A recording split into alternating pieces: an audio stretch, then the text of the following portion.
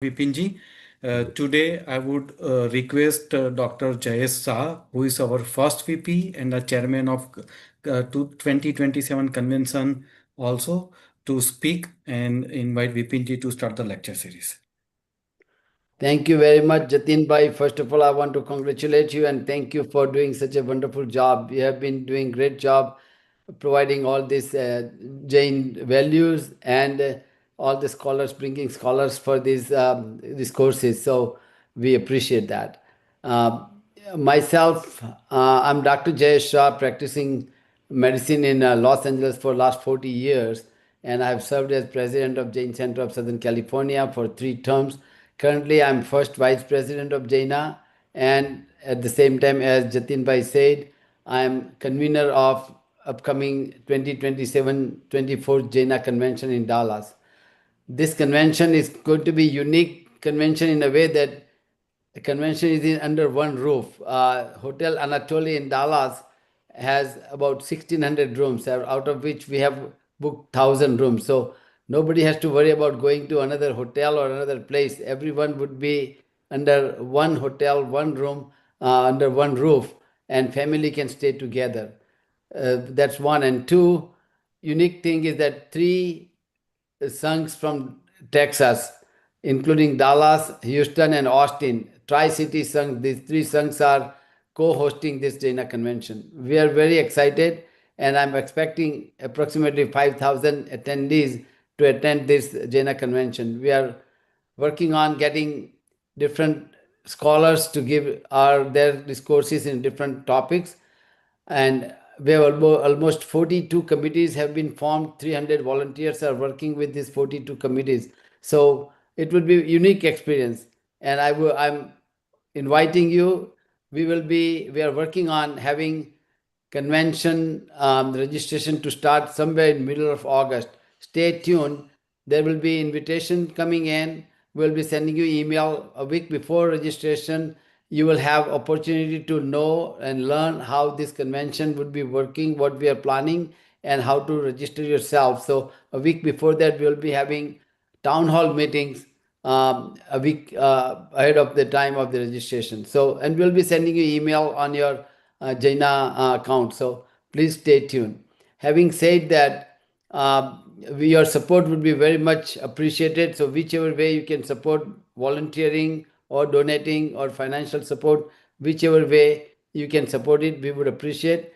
At the same time, if you have any comments or any requirements or any suggestions that what we can do to make this convention better, we are open to hear that. One main thing we are doing this time is getting our young generation involved, and it's going to be steering towards young generation, which we can bring him in the mainstream and have them involved more and more. So those are the things our committee is working on, and we would appreciate your support.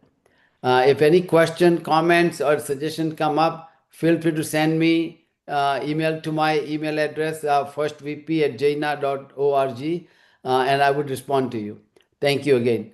Now let's go back to our main purpose. What we are here for is we are very fortunate that a scholar of this caliber, Vipinji, who has been so well educated and learned person, he has gotten his from Vishwabharati University, he got his Shastri degree and also equivalent to PhD degree, which with that knowledge he has been serving not only communities in India, he has been serving us in USA too. He has attended a couple of Jaina conventions and has been attending or visiting many Jain centers here.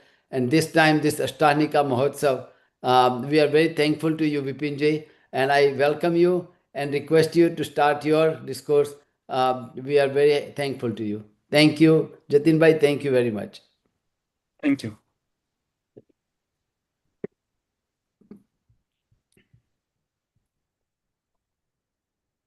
नमो अरिहन्ताणम् नमो सिद्धाणं नमो आयिरीयाणम् नमो उवज्झायाणम्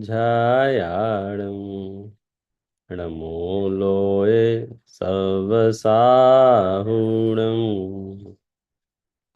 मोक्षमार्गस्य नेतारं भेतारं कर्मभूभृतां ज्ञातारं विश्वतत्त्वानां वन्दे तद्गुणलब्धये वन्दे तद्गुणलब्धये वन्दे तद्गुणलब्धये।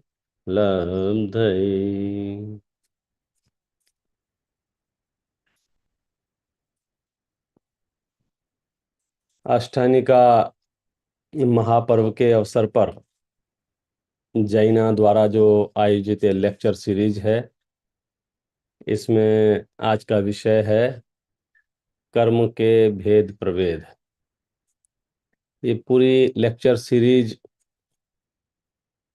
जो आधारित है वो है जैन शास्त्रों में जो जैन दर्शन है उस पर।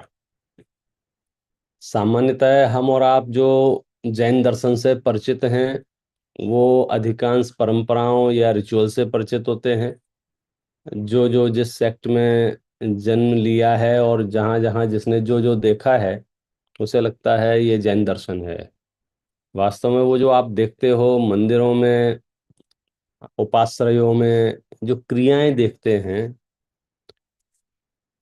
हम अब समझने की कोशिश कर रहे हैं उन क्रियाओं के पीछे जो मैकेनिज्म है।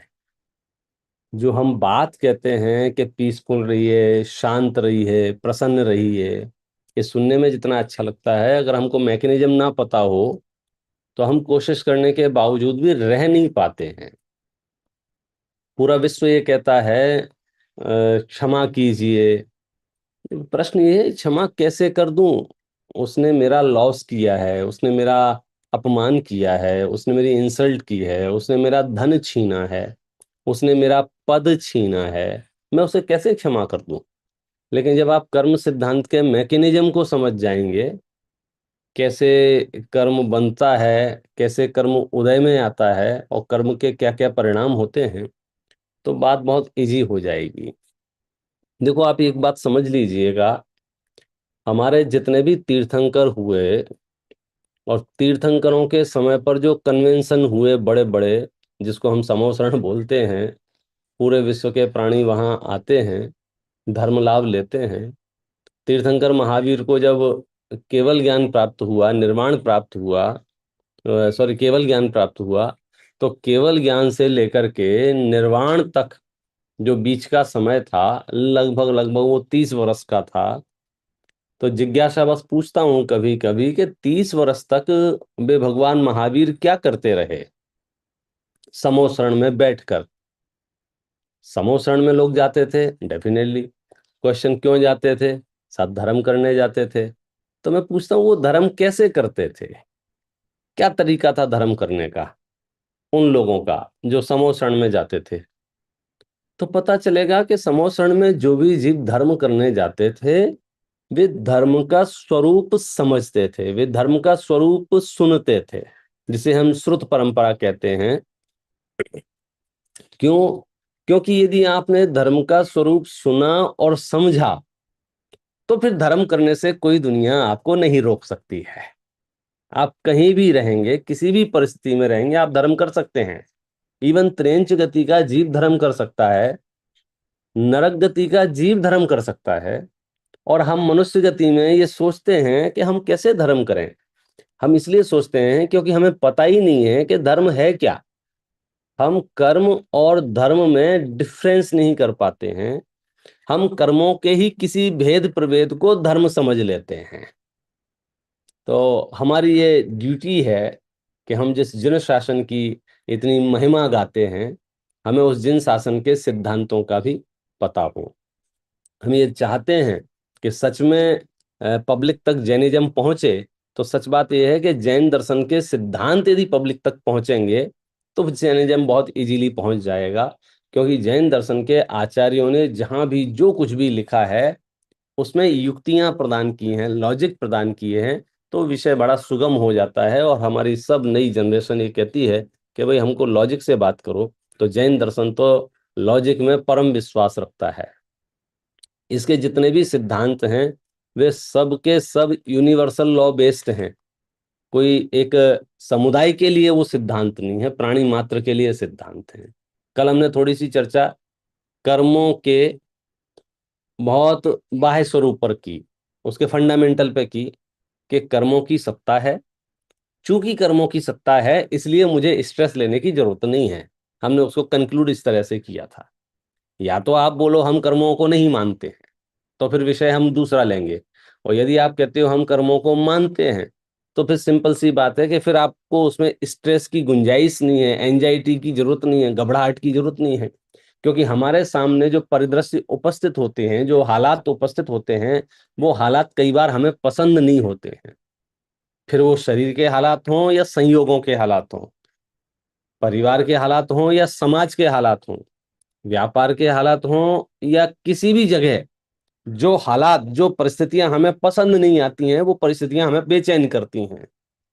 लेकिन अगर ये बात समझ में आ जाए कि ये परिस्थितियां अचानक नहीं हुई हैं, अकारण नहीं हुई है। कभी कभी हम ये बोलते जरूर हैं, मेरी तो कोई गलती नहीं थी, मेरी तो कोई गलती नहीं थी। जैन दर्शन कहता है ऐसा हो ही नहीं सकता यदि आपकी गलती ना हो और आपको सजा मिल जाए। हो ही नहीं सकता, संभव ही नहीं है। यदि आपको प्रतिकूल परिस्थितियों का सामना करना पड़ रहा है, तो जैन दर्शन ये कहता है गारंटी से आपने गलती की होगी। अब ये अलग बात है कि आपकी याददाश्त कितनी तेज है। हो सकता है आप गलतियां करके भूल गए हो सकता है कोई इस जन्म की गलती ना हो, पिछले जन्म की गलती हो, और पिछले जन्म की गलती हो। तो दूरियां बढ़ जाएं, कालगत दूरी बढ़ जाए, इसका मतलब ये तो नहीं है कि गलती गलती नहीं रहेगी। तो हमें ये एक्सेप्ट करना पड़ेगा और बड़ी प्रसन्नता से एक्सेप्ट करना पड़ेगा, थैंक यू बोल के एक्सेप्ट करना पड़ेगा। कल हमने कहा भी था कि कर्म का जब उदय आए, और आपको ऐसा भी कर्म का उदय आए जो आपको ना पसंद हो, उसमें भी एक अच्छी बात यह है कि जो मैंने गलती की थी, उससे जो मैंने कर्म बांधा था, आज वो कर्म उदय में आके खिर गया है। माने मैं लाइट फील कर रहा हूं, मैं हल्का हो गया हूं। क्योंकि ये तय है, गलती ना की हो फिर भी कर्म उदय में आ जाए, ये व्यवस्था संभव ही नहीं है। तीन लोक में जितने भी प्राणी हैं, वे सभी प्राणी हर क्षण प्रतिपल अपने अपने उदय अनुसार जीवन जी रहे हैं। ये बहुत स्थूल व्यवहारिक कथन है कि कोई उन्हें सुखी कर रहा है, कोई उन्हें दुखी कर रहा है, कोई उन्हें मार रहा है, कोई उन्हें बचा रहा है। यदि आप अंतरंग के मूल कारण पर जाएंगे, तो एक एक जीव का अपना अपना स्वकीय कर्मोदय उनके बाह्य परिस्थितियों में निमित्त बन रहा है। तो इसलिए हम एक स्टेप तो यहाँ पार कर जाएं कि अब हमें जगत के दुखों की कोई परवाह नहीं है। अब हमारी ये चिंता का विषय नहीं है कि मैं भविष्य में धनवान रहूंगा कि निर्धन रहूंगा। ये हमारे स्ट्रेस का विषय नहीं है, मैं समाज में पूजा जाऊंगा या नहीं पूजा जाऊंगा। ये मेरी तनाव का विषय नहीं हो सकता है, लोग मेरी रिस्पेक्ट करते हैं या नहीं करते हैं। ये मेरे तनाव का विषय नहीं होता है, लोग मुझे पसंद करते हैं कि नहीं करते हैं। मैं एक स्वतंत्र आत्मा हूं, और ये जो परिस्थितियां बन रही हैं, ये कर्माधीन परिस्थितियां बन रही हैं। मैं इन कर्माधीन परिस्थितियों से पूरी तरह अलग हूं।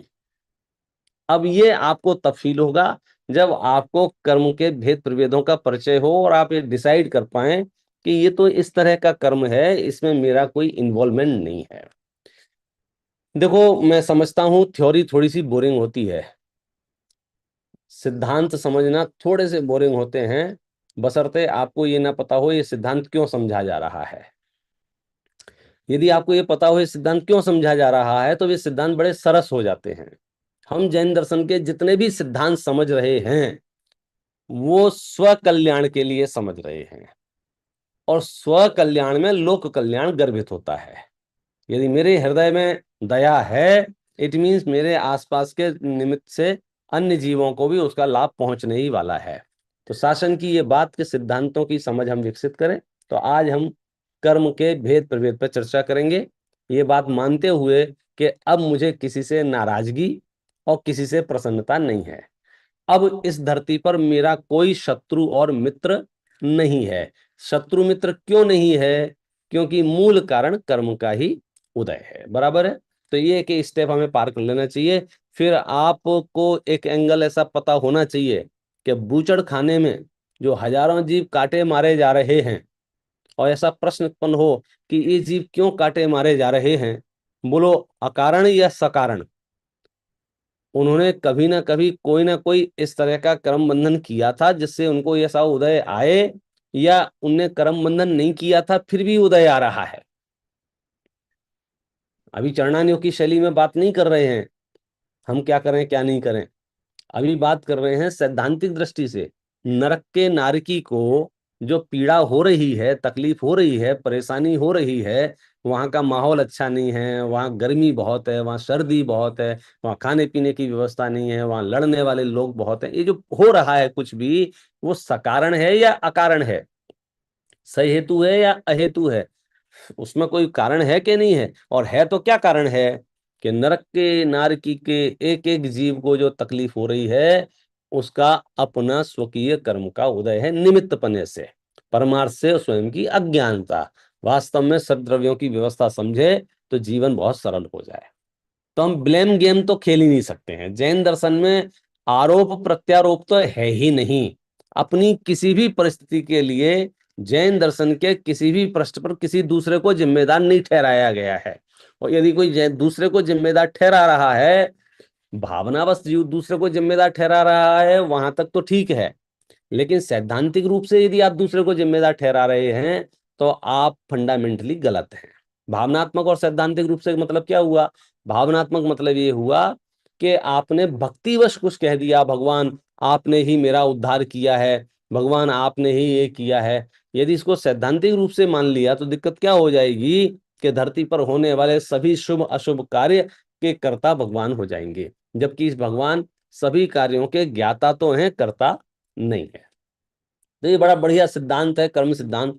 ये बिल्कुल पेन किलर की तरह काम करता है, राहत देता है कि मुझे किसी के बारे में 2 मिनट भी सोचने की जरूरत नहीं है कि साहब पता नहीं है वो 20 साल से मेरे पीछे पड़े हुए हैं, मेरी टांग खींचते रहते हैं, मुझे परेशान करते रहते हैं, मेरी बदनामी करते रहते हैं। तो आप बड़ी इजीली उससे फ्री हो सकते हैं कि भैया उसका कोई दोष नहीं है, मेरा ही कर्म का उदय है, किसी न किसी जन्म में मैंने भी कुछ ना कुछ कार्यक्रम किए होंगे, उसके फल में ये तमाशा हो रहा है। आई एम एग्री, ठीक है, जो हो रहा है मुझे स्वीकार है। जब आप किसी चीज को एक्सेप्ट कर लेते हैं और उसे फाइट नहीं करते हैं तो 99% तो राहत वही मिल जाती है।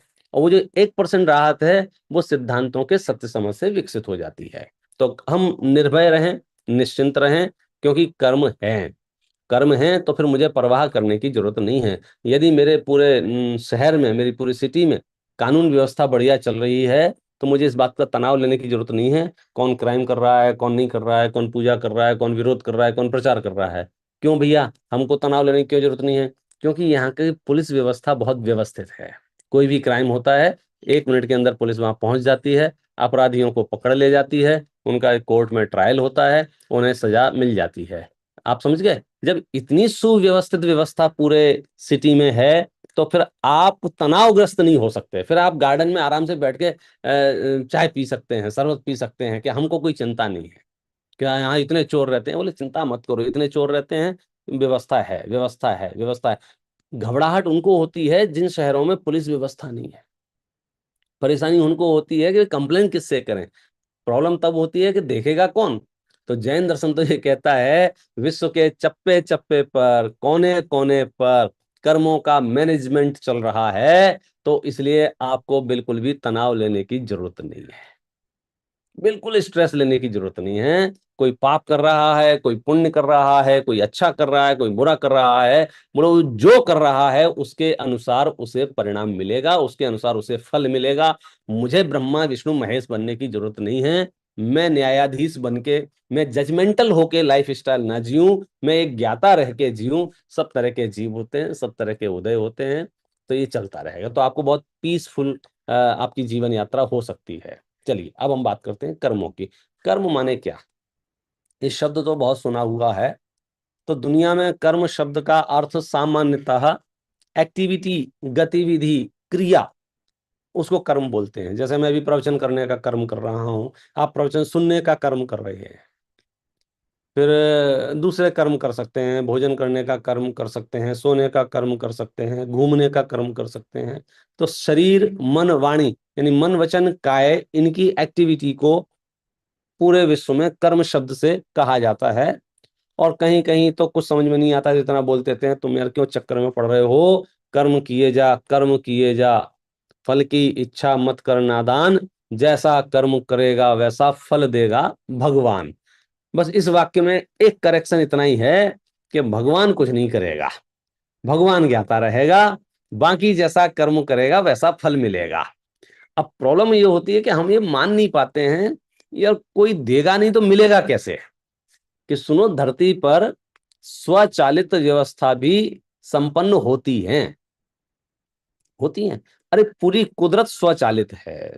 सर्दी गर्मी का पड़ना, पानी का बहना, पानी का जमना, एक एक चीज कुदरती तौर पर अपने आप हो रही है। पहाड़, पानी के बड़े बड़े पहाड़ बन जाते हैं, फिर वे पहाड़ पिघलने लग जाते हैं, फिर वो पानी बहते बहते पूरे देश में फैल जाता है। फिर गर्मी पड़ती है तो फिर वाष्पीकरण से पानी वापस हवा में उड़ जाता है, फिर बादलों के साथ वहां तक पहुंच जाता है, हिमालय तक, फिर वहां जाके जम जाता है, फिर वो पहाड़ बन जाता है, फिर तो ये जो कितनी चीजें हैं जो ऑटोमेशन पे चल रही हैं, लेकिन हमारे अंदर एक कर्ता बुद्धि बैठी हुई है, मैं कर रहा हूं, मैं कर रहा हूं, मैं कर रहा हूं, मैं कर रहा हूं, तो वो कर्ता बुद्धि ऑटोमेशन को एक्सेप्ट नहीं कर पाता है। आप कभी मान ही नहीं पाएंगे कि आपका परिवार ऑटोमेशन पे चल रहा है। अगर आपके परिवार में 2 5 6 सदस्य हैं, एक एक जीव अपना उदय लेके आया है, उसके अनुसार से बुद्धि होगी, उसके अनुसार से उनको लोग मिलेंगे, उनके दोस्त होंगे, सारी डिसीजन उनके उदय अनुसार हो रहे हैं। हम बैठे बैठे ब्रह्मा जी की तरह मैं कर रहा हूं, मैं कर रहा हूं, मैं कर रहा हूं, मैं कर रहा हूं, इस भावना से ग्रसित होते हुए, तनावग्रस्त होते हुए राग द्वेष कर रहे हैं, और राग द्वेष कर रहे हैं तो निस्संदेह कर्म बंधन हो रहा है। तो हमको ये प्रैक्टिकली ये सोचना पड़ेगा कि नहीं साहब, काम अपने आप भी होता है। मैं जब अध्यात्म ग्रंथों का अभ्यास करते हैं तो वहां तो ये बात बहुत प्रखर होकर सामने आती है कि एक द्रव्य दूसरे द्रव्य का कर्ता नहीं है, निमित्त पने से उपस्थित रहता है लेकिन करता नहीं है। जो चीजें हमें लगती थी मैं करता हूं, मैं करता हूं, मैं करता हूं, वो चीजें अपने आप भी होती हैं। तो बच्चे बच्चे को लगता था गाड़ी में चलाता हूं, गाड़ी में चलाता हूं, गाड़ी में चलाता हूं। चिराग भाई, अब तो ये सम्यक दर्शन हो गया ना कि गाड़ी में नहीं चलाता हूं। एक बटन दबाया, सेल्फ ड्राइव, गाड़ी अपने आप चल रही है। तो ये मुद्दा ये है कि गाड़ी अपने आप कैसे चल सकती है मैं नहीं चलाऊंगा तो आप विचार कीजिए उस सूक्ष्म मैकेनिज्म का, पुद्गल परमाणुओं की क्षमताओं का, पुद्गल परमाणुओं की कैपेसिटी का, कि वो जो तुम 2 आंखों से देख रहे हो, गाड़ी 8 आंखों से देख रही है, 8 कैमरे लगे हुए हैं और वो रीड कर रहे हैं कहाँ मेरी लेन है कहाँ नहीं है। तो ये इस सारा मैकेनिज्म जो हो रहा है उसको कौन चला रहा है? एक एक टेस्ला आपके यहाँ ऑटोमेशन पे जो चल रही है, उस टेस्ला को कौन चला रहा है? बोले एलन मस्क नाम का जो ब्रह्मा है वो चला रहा है। उससे पूछा भाई साहब आप चला रहे हो? बोले मुझे तो पता भी नहीं है कहाँ क्या हो रहा है। एक्चुअल क्या हो रहा है कि वो मैकेनिज्म पता चल गया, वो गणित पता चल गया कि ऐसी ऐसी परिस्थिति होने पर पुद्गल में ऐसा ऐसा परिणमन होता है।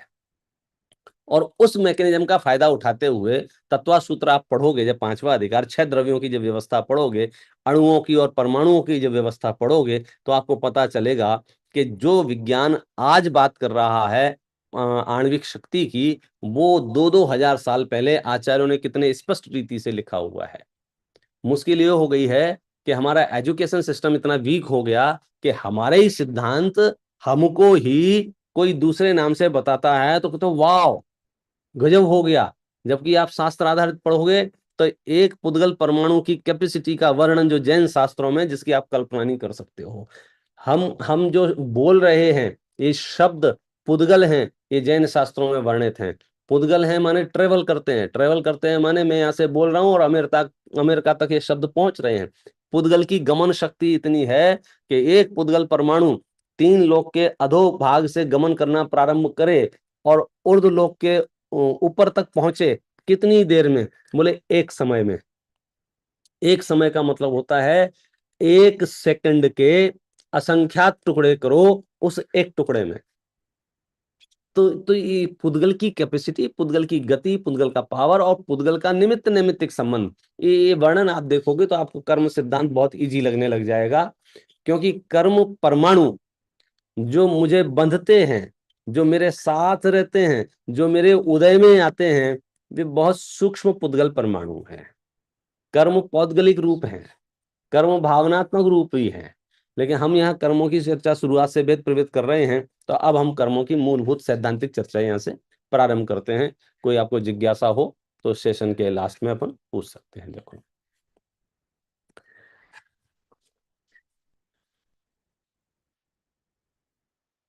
आई थिंक आपको नजर आएगा। हाँ जी,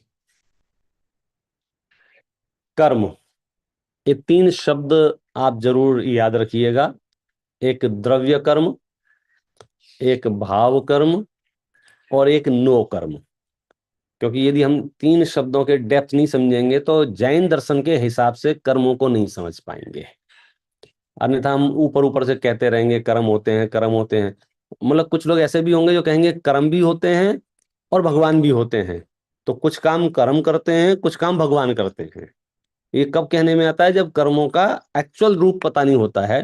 तो कर्म के मूलभूत जो भेद हैं वो 3 हैं: द्रव्य कर्म, भाव कर्म, नो कर्म। द्रव्य कर्मों के भी अगर भेद प्रभेद करेंगे तो ज्ञानावरण आदि जो 8 कर्म होते हैं मूल रूप से, एक एक के फिर भेद हैं, उनके और प्रभेद हैं। टोटल 148 148 कर्म प्रकृतियां होती हैं। तो वो सब क्या है कि द्रव्य कर्म है। द्रव्य कर्म माने फिजिकल कर्म, द्रव्य कर्म माने जिनकी सत्ता है, द्रव्य कर्म माने जो हाजिर हैं, द्रव्य कर्म माने जिन जो पौद्गल रूप से हैं, जिनमें स्पर्श है, रस है, गंध है, वर्ण है, उनको कहते हैं द्रव्य कर्म। और द्रव्य कर्म जो काम करते हैं उनके तरीके क्या होते हैं वो हम बात करेंगे थोड़ी देर में। दूसरा है भाव कर्म। भाव कर्म माने इमोशन। भाव कर्म माने आत्मा में उत्पन्न होने वाला भाव, आत्मा में उत्पन्न होने वाला विकार, आत्मा में उत्पन्न होने वाली ज्ञान की, दर्शन की, श्रद्धा के, चारित्र की कोई भी गुण हो, उस गुण का कोई भी विपरीत परिणमन हो, उसका नाम भाव कर्म है। तो हमारे पास 2 कर्म हो गए, एक फिजिकल कर्म और एक मेंटल कर्म, मतलब भावनात्मक कर्म। एक कर्म ज्ञानावरण, दर्शनावरण, अंतराय, मोहिनी, आयु, नाम, गोत्र, वेदनी, ये भेद प्रभेद हैं। ये किसके भेद प्रभेद हैं? ये द्रव्य कर्मों के भेद प्रभेद हैं। दूसरा जो कर्म है वो कैसा है? भाव कर्म रूप है। मोह, राग, द्वेष, यानी अब इसके जितने भी विकार होंगे, क्रोध, मान, माया, लोभ, हास्य, रति, अरति, शोक, भय, जुगुप्सा, स्त्री वेद, पुरुष वेद, नपुंसक वेद, ये सारे के सारे भाव कर्म हैं। और तीसरे नंबर का कर्म है नो कर्म। नो कर्म शब्द का तो अर्थ होता है थोड़े कर्म, ईसत कर्म। एक्चुअल में तो 2 ही कर्म होते हैं, द्रव्य कर्म और भाव कर्म। नो कर्म जैसी कोई चीज है नहीं, लेकिन फिर भी जैन शास्त्रों में नो कर्म की चर्चा की है। नो कर्म में कौन आता है? बोले शरीर आदि आते हैं। अब शरीर क्या है? बोले नो कर्म है। नो कर्म मतलब थोड़ा कर्म है। थोड़े कर्म का मतलब क्या है? कि ये कर्म बंधन में निमित्त बनता है, इसलिए इसको कर्म बंधन, उसको नो कर्म कह रहे हैं। कैसे? इसकी डिटेल देखते हैं। ऐसे देखा जाएगा तो शरीर पुद्गल है, शरीर पौद्गलिक है, गाड़ी पौद्गलिक है, घर दुकान मकान रुपया पैसा सोना चांदी पुद्गल है। लेकिन ये पुद्गल कैसा है कि ये मुझे राग द्वेष में निमित्त बन सकता है, इससे कर्म बंधन होने की संभावना है। तो जिससे कर्म बंधन होने की संभावना है वो भी कर्म है। जैसे ये मोबाइल है, अगर ये टूटेगा तो मुझे दुख हो सकता है, दुख हो सकता है ना, भाव कर्म हो सकते हैं, विकार हो सकता है। तो विकार उत्पन्न हुआ ना, भाव कर्म उत्पन्न हुआ। तो भाव कर्म क्यों उत्पन्न हुआ? बोले नो कर्म के कारण से। दूसरी बात, ये जो वाला मोबाइल मैं आपको दिखा रहा हूं, ये नो कर्म है। ये किसके लिए नो कर्म है? कि ये मेरे लिए नो कर्म है, आपके लिए नहीं है। क्योंकि अगर मैं इसके 2 टुकड़े करूं तो आपको तकलीफ नहीं होगी, तो आपको तकलीफ नहीं होगी तो आपके लिए नो कर्म नहीं है। आपके लिए आपका मोबाइल नो कर्म है, आपके लिए आपकी गाड़ी नो कर्म है, आपके लिए आपका शरीर नो कर्म है, अथवा वो गाड़ी, वो शरीर, वो संपदा, वो वैभव, वो पुद्गल पदार्थ जिन्हें देखकर हम राग द्वेष कर सकते हो, वे नो कर्म में है, बाकी सब तो सामान्यतः कर्म में है। तो मूल भेद तो द्रव्य कर्म और नो कर्म है, सॉरी, द्रव्य कर्म और भाव कर्म है। द्रव्य कर्म ज्ञानावरण आदि हैं, और इनके निमित्त से आत्मा में जो भाव उत्पन्न होते हैं वो भाव कर्म है, द्रव्य कर्म और भाव कर्म। अब बात यह है कि द्रव्य कर्म है पुद्गल, जड़, अचेतन, और भाव कर्म है पुद्गल, सॉरी, भाव कर्म है चेतन। इसको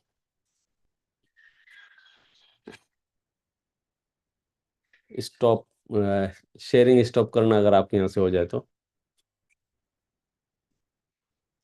मेरा कर्सर ही गायब हो गया है।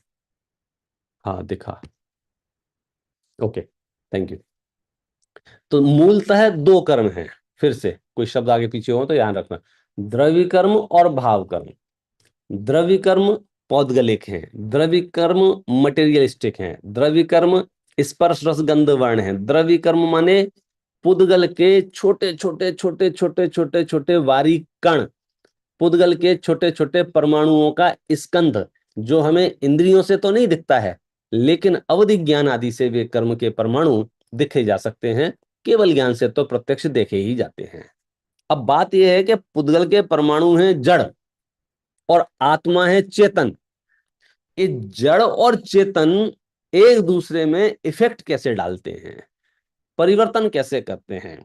पुद्गल में तो बुद्धि है नहीं, देखो पुद्गल में तो कोई दिमाग है नहीं, तो पुद्गल प्लानिंग कैसे करता है कि आपको ज्ञानावरण बन गया। जैसे ज्ञानावरण का काम है ज्ञान को प्रकट नहीं होने देना, ज्ञान को रोकना, ज्ञानावरणी कर्म का काम है। तो कर्म को कैसे पता चलता है कि हमको जतिन भाई के ज्ञान को रोकना है, क्योंकि कर्म तो जड़ है। मैं चेतन हूं, आप चेतन हैं, तो हम प्लानिंग कर लेते हैं। पुद्गल कैसे प्लानिंग करता होगा कि अब 80 साल हो गए हैं, अब इनको इस शरीर से ले जाके दूसरे शरीर में दिलाएं। एक बड़ा प्रश्न है ये। ज्ञानावरण, दर्शनावरण, आयु, नाम, कर्म, ये सारे के सारे पौद्गलिक हैं, स्पर्श रस गंध वर्ण वाले हैं। वे पुद्गल कर्म ज्ञानावरण रूप कैसे होते हैं, दर्शनावरण रूप कैसे होते हैं, अंतराय रूप कैसे, पुद्गल है ना वो तो स्पर्श रस गंध वर्ण वाला, ये विभिन्न प्रकृतियों रूप कैसे होते हैं? तो आप अगर पुद्गल की शक्ति का विचार करेंगे तो पता चलेगा कि निमित्त नैमित्तिक संबंध इसी का नाम है, कि एक दूसरे के निमित्त से, जिसको सूत्र अपन पढ़ते थे ना, परस्परोपग्रहो जीवा नाम, वो 6 द्रव्यों के लिए लिखा गया सूत्र है कि 6 द्रव्य एक दूसरे के निमित्त बनते हैं। जैसे धर्म द्रव्य के निमित्त से जीव और पुद्गल गमन करते हैं, अधर्म द्रव्य के निमित्त से जीव और पुद्गल ठहरते हैं। तो ये निमित्त नैमित्तिक संबंध है। कैसे है? देखो इसको इजी करें कि आपने भोजन किया, एक ग्रास लिया भोजन का, एक कौर भोजन का लिया, एक बाइट आपने भोजन की ली, वो भोजन आपके मुख में गया, मुख में जाने के बाद गले में गया और फिर पेट में गया। पता है उस भोजन का क्या होगा? कि उस भोजन के कुछ परमाणु रक्त बन जाएंगे, कुछ परमाणु कैल्शियम बन जाएंगे, हड्डी बन जाएंगे, उस भोजन के कुछ परमाणु ऑर्गेन बन जाएंगे, प्रोटीन बन जाएंगे, कुछ परमाणु वेस्ट बन जाएंगे, कुछ परमाणु मज्जा बन जाएंगे, कुछ परमाणु स्किन बन जाएंगे और कुछ परमाणु हेयर बन जाएंगे। तो ऐसे तरह से भोजन जो हमने ग्रहण किया है वो इतने विभागों में बट जाएगा। प्रश्न वही पुराना वाला है, यार भोजन के बाद दिमाग तो है नहीं, वो तो पुद्गल है, वो इतने विभागों में कैसे बट जाएगा? क्या अंदर कोई बैठा हुआ है, कोई शक्ति, कोई परम शक्ति, जैसे ही भोजन आता है तो उसको चलो भाई परमाणु इसको खून बना दे में, हड्डी बना दे में, मांस बना दे में, मज्जा बना दे में, ऑर्गेन बना दे में, प्रोटीन बना दे में, जो जो भी उसके परिणमन होते हैं, अंदर कोई अलग से बैठ कर वर्क कर रहा है? क्या व्यवस्था है? तो आप कहेंगे साहब अलग से वर्क करने की जरूरत नहीं है, ये तो ऑटोमेशन पे है, ये तो ऑटोमेटिक हो रहा है। ऐसा ही निमित्त नैमित्तिक संबंध है। जैसे कुछ कुछ सिद्धांत हमारे सामने हैं, न्यूटन का वो प्रसिद्ध सिद्धांत अपने सामने आया कि पेड़ से अगर फल गिरेगा तो ऊपर जाएगा कि नीचे जाएगा? तो नीचे जाएगा। तो बोले नीचे इसको कौन भेजेगा? हमारी कमजोर बुद्धि ये है कि कोई भी घटना घटेगी तो हमको कोई चाहिए, और कुदरत ये कह रही है कि कुछ काम अपने आप भी हो रहे हैं। कुछ क्या? बहुत बारीक से देखोगे सब काम अपने आप हो रहे हैं, ये तो हमारी बुद्धि नहीं चलती है। तो बोले ग्रेविटी है इसलिए नीचे आया है। तो ग्रेविटी क्या है? ग्रेविटी नाम का कौन सा देवता होता है? ग्रेविटी नाम की कौन सी शक्ति होती है? तो वो जो कुदरती शक्ति है, कुदरती नेचर जो है, ऐसे एक, ये तो एक ग्रेविटी की बात करें, ऐसे हजारों सिद्धांत, हजारों प्रिंसिपल इस ब्रह्मांड में घूम रहे हैं, जिसके निमित्त नैमित्तिकपणे से पुद्गल परमाणुओं का परिणमन हो रहा है। हमने जो भोजन ग्रहण किया वो मांस मज्जा, हड्डी, खून इत्यादि अनेक रूप परिणमित हो गया। ऐसे ही पुद्गल कर्म रूप परिणमित हुआ। कर्म ज्ञानावरण, दर्शनावरण, अंतराय, मोहिनी, आयु, नाम, गोत्रादि रूप से परिणमन हुआ। तो वो हुआ द्रव्य कर्म। और जब वो परिणमित हुआ, कुछ दिन आपके साथ में रहा, फिर वो जो उदय में आया, उसके निमित्त से फिर क्या हुआ? फिर भाव हुए। तो वो जो संबंध है द्रव्य कर्मों का और भाव कर्मों का, ऐसा ही निमित्त नैमित्तिक संबंध है। द्रव्य कर्म जबरदस्ती किसी को कुछ कराता हो ऐसा नहीं है, लेकिन निमित्त नैमित्तिक संबंध ऐसा ही है। और हमारी संसार की साइकिल भी ऐसी ही चल रही है। अनादिकाल से हमारे संसार का परिभ्रमण भी यही है कि भाई द्रव्य कर्म का उदय है, द्रव्य कर्म के उदय से शरीर आदि की प्राप्ति हो जाती है, शरीर आदि की प्राप्ति होने से इंद्रियों की प्राप्ति हो जाती है, इंद्रियों की प्राप्ति होने से विषयों का ग्रहण हो जाता है, विषयों के ग्रहण से मोह राग द्वेष होता है, मोह राग द्वेष से नया कर्म बंधन होता है। संक्षेप में कहें, द्रव्य कर्मों के उदय से भाव कर्म होते हैं और भाव कर्मों से नया द्रव्य कर्म बनता है। फिर द्रव्य कर्म के उदय से भाव कर्म होते हैं, फिर भाव कर्मों से नया द्रव्य कर्म बनता है। तो हमको यहाँ वो सूक्ष्म संधि ढूंढनी पड़ेगी जिससे नया कर्म बंधन नहीं बंधे। और नया कर्म बंधन कैसे नहीं बंधेगा? बोले अगर भाव कर्म नहीं होंगे तो नया कर्म बंधन नहीं बन सकता है। कर्म परमाणु हमारे आसपास लाखों करोड़ों अरबों खरबों की संख्या में हो, यदि मैं विकार ना करूं तो बोलो मुझे कर्म बन सकता है कि नहीं बन सकता है? एक कॉन्सेप्ट समझने की कोशिश करना आप। कर्मों के मामले में एक भाषा चलती है, कर्मों ने मुझे बांध रखा है, कर्मों ने मुझे बांध रखा है। सच बात यह है, ईमानदारी से बताओ, कर्मों ने आपको बांध रखा है या आपने कर्मों को बांध रखा है? ये आप मूल्यांकन विश्लेषण करके देखिए। ये जो मेरे हाथ में रूमाल है, रूमाल ने मेरा हाथ पकड़ रखा है कि मेरे हाथ ने रूमाल को पकड़ रखा है? तो कर्मों को मैंने बांधा है या कर्मों ने मुझे बांधा है? मामला क्या है? आप विचार कीजिए, घंटों विचार कीजिए। जिस दिन आपको ये पता चल जाएगा ना कि कर्मों ने बांधा है कि मैंने। अच्छा, मैं आपसे और पूछता हूं, एक भी कर्म आपकी बिना परमिशन के आपको बंध सकता है कि नहीं बंध सकता है? एक भी कर्म। चलो दूसरी बात बताऊं, सिद्ध शिला जहां है ना, सिद्ध शिला, सबसे ऊपर जहां अनंत आनंद सिद्ध परमात्मा विराजमान है, वहां अनंत निगोदिया जीव भी हैं। इट मीन्स वहां कर्म के परमाणु भी हैं। बोलो सिद्धों को कर्म बनता है कि नहीं बनता है? बोले सिद्धों को कर्म नहीं बनता है। क्यों नहीं बनता है? कर्म तो बहुत है। सिद्ध तो समझो एक सिद्ध है और एक सिद्ध के आसपास अनंत परमाणु कर्मों के हैं, तो वे कर्म सिद्धों को क्यों नहीं बनते हैं? बोले बात तो यही रहस्यमयी है ना कि कर्मों की मर्जी से कर्म नहीं बनते हैं, हमारी मर्जी से कर्म बनते हैं। हमने कर्मों को बांधा है, कर्मों ने हमें नहीं बांधा है। होता क्या है, ये थोड़ा सा ट्रिकी है। मैंने एक बहुत पहले एक ग्रंथ था, गौमट सार ग्रंथ, उसके एक चित्र देखा था, रेखा चित्र था उसमें कि एक पेड़ था और उस पेड़ को पकड़ के एक व्यक्ति ऐसे खड़ा हुआ था, ऐसे बीच में पेड़ था, ऐसे खड़ा हुआ था और आवाज लगा रहा था, मुझे बचाओ मुझे बचाओ मुझे बचाओ। तो वो दृश्य देख के आप क्या कहेंगे कि किसने इसको पकड़ा है? पेड़ ने इसको पकड़ा है या इसने पेड़ को पकड़ा है? ये निस्संदेह है कि ये इस तरह से उलझ गया है कि वो छूट नहीं रहा है। लेकिन मुद्दा ये है कि इसको छोड़ने के लिए क्या करना पड़ेगा? पेड़ क्या करेगा बेचारा? तो हम जो भाषा बोलते हैं, कर्मों ने मुझे बांध रखा है, सच बात ये हमने कर्मों को बांधा है और इस चक्कर में हम बंध गए हैं। जब आप दूसरे को बंधन में डालोगे, दूसरे को आप पकड़ के बैठ जाओ कि मैं तुझे यहां से हिलने नहीं दूंगा, इसका मतलब पता है क्या हुआ? बेटा आप भी नहीं हिल पाओगे। तो बोले 2 घंटे से तुम मेरे पास आए क्यों नहीं? अरे मैं कैसे आता, उसने मुझे पकड़ रखा था। पकड़ा किसने था? मैंने। कहूंगा क्या? सामने। तो भाषा तो ऐसी ही हो गई है, आरोप दूसरे पर डाल दो हम फ्री। सच बात यह है, जब हम किसी को बंधन में डालते हैं, हम खुद बंधन में पड़ जाते हैं। ऐसे ही हमने कर्मों को बंधन में डाला, कर्मों को पकड़ा। कर्म तो सीधे सीधे जा रहे थे। हमने क्रोध किया तो क्रोध वाले कर्म आ गए, हमने मान किया मान वाले आ गए, मायाचारी की मायाचारी वाले आ गए, लोभ किया लोभ हास्य रति अरति शोक भय जुगुप्सा स्त्रीवेद, जो विकार किया वो विकार हमारे पास आ गए। अब सब हम परेशान इन कर्मों से, परेशान इन कर्मों से, परेशान इन कर्मों से परेशान। तो जैन दर्शन तो बहुत इजी कह रहा है, आप विकार मत करो, कर्म भाग जाएंगे।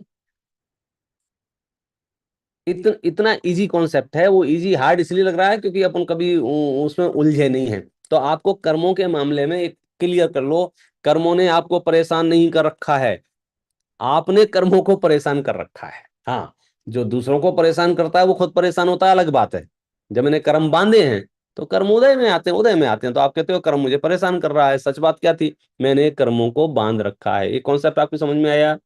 कर्मों ने आपको नहीं बांधा है, आपने कर्मों को बांधा है।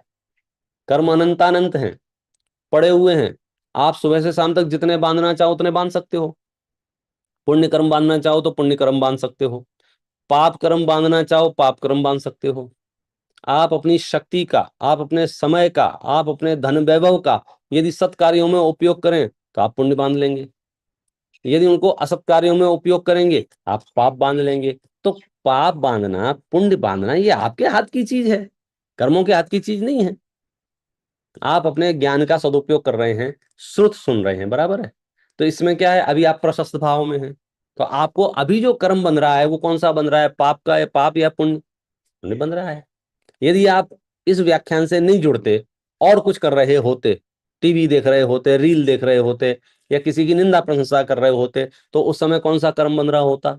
पाप कर्म बन रहा होता। तो वो जो पुण्य और पाप बन रहा है, वो पुण्य पाप की मर्जी से बन रहा है कि आपकी मर्जी से? वो आपके हाथ में है या पुण्य पाप के हाथ में है? तो पहले तो हमें कर्मों से अपनी बागडोर अपने हाथ में लेनी पड़ेगी। तो मोक्ष मार्ग में आप आगे बढ़ने में सेल्फ कॉन्फिडेंस बढ़ जाएगा कि ये मेरी यात्रा है, इसे मैं संपन्न करूंगा, दूसरे नहीं संपन्न करेंगे। फिर हम कर्मों के सामने हाथ जोड़ के नहीं खड़े होंगे। हमारे यहाँ कर्मों की पूजा नहीं की गई है। हमने हमको जिसमें जिसने बंधन में डाल रखा है, हम उसकी पूजा थोड़ी करें, हम उसे भगाएंगे। भगाने का रास्ता क्या होगा वो ढूंढना पड़ेगा कि आए कैसे थे, जिस रास्ते से आए थे उस रास्ते कि सब क्रोध आदि करने से आए थे, तो बोले क्रोध आदि मत करो, चले जाएंगे। अब रह रह के संस्कार इतने गहरे पड़ गए हैं, तो जब हम ये बोलते हैं ना क्रोध आदि मत करो, हाँ क्रोध आदि कैसे नहीं करें, क्रोध आदि करे बिना तो हमारा दिन नहीं कटता है, हमारा मन ही नहीं लगता, हम बोर हो जाएंगे क्रोध आदि नहीं करेंगे। एक बार मैं पाठशाला में पढ़ा रहा था, बच्चा बच्चा प्रश्न पूछता है, भैया आप ये बताओ, सिद्ध भगवान क्या कर रहे हैं? नहीं जान रहे हैं। बोले घूमना फिरना खाना पीना, नहीं कुछ नहीं है। तो बोले वो बोर नहीं होते क्या वो? हम परम सुख की कल्पना ही नहीं कर पाते हैं, इतने ज्यादा दुख के आदी हो गए हैं, इतने ज्यादा इंद्रियों के विषय सेवन के आदी हो गए हैं कि यदि आपने फोन लिया है, हर 5 मिनट में एक बार फोन खोल के ना देखें तो आपकी आत्मा भटकती रहती है। मतलब बिल्कुल ऐसा हो गया है वो, जैसे माताएं 2-2.5 साल के बच्चे को लिए घूमते हैं ना, तो हर 15-20 मिनट में डायपर चेक करते रहते हैं, कुछ किया तो नहीं है, कुछ किया तो नहीं है। ऐसे मोबाइल जैसे हो गया है, जैसे ही हाथ में लिया, हाँ देख लो कोई कोई व्हाट्सअप तो नहीं आया है, कोई मेल तो नहीं आया है, बार बार बार बार, तो अगेन एंड अगेन, तो हम अपने उपयोग को वहां उलझाए हुए हैं। अच्छा, बदनाम किसको कर रहे हैं? मोबाइल को। अरे साहब क्या करूं साहब, मोबाइल के चक्कर में मेरा पूरा दिन खराब हो गया। प्रश्न ये है, किया किसने? मोबाइल ने कि तूने? तो स्वयं तो महंत रहना चाहता है, अपने ऊपर नहीं लेगा तो मोबाइल के ऊपर डाल देता है।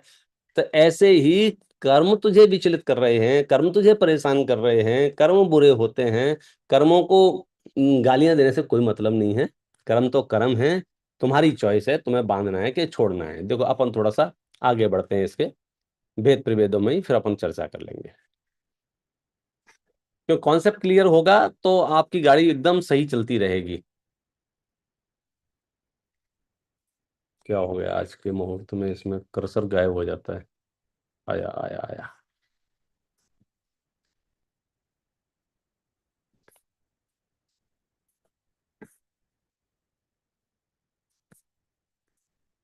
एक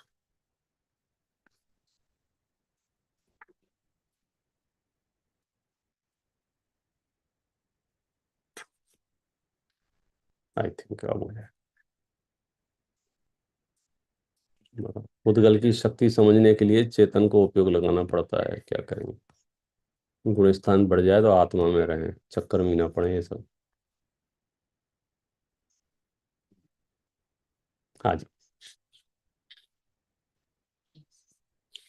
कर्मों का न्याय, इस विषय पे हम अभी चर्चा नहीं करेंगे। थोड़ी बहुत चर्चा कल अपन ने कर ली है और बीच बीच में थोड़ी बहुत आ रही रहेगी कि जो सिस्टमेटिक व्यवस्था चल रही है यही जैन दर्शन का परम न्याय है। यहाँ किसी से राग द्वेष नहीं है, किसी से पक्षपात नहीं है, किसी से घृणा गिलानी नहीं है, सबके प्रति समता भाव है, पूरे विश्व के प्रति।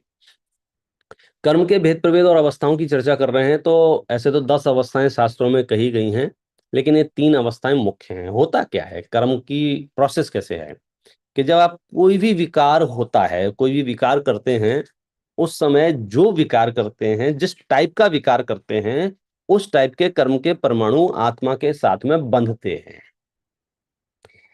फिर वे कुछ दिन तक, कुछ काल तक साथ में रहते हैं, तो बंधे उसको बंध बोलते हैं।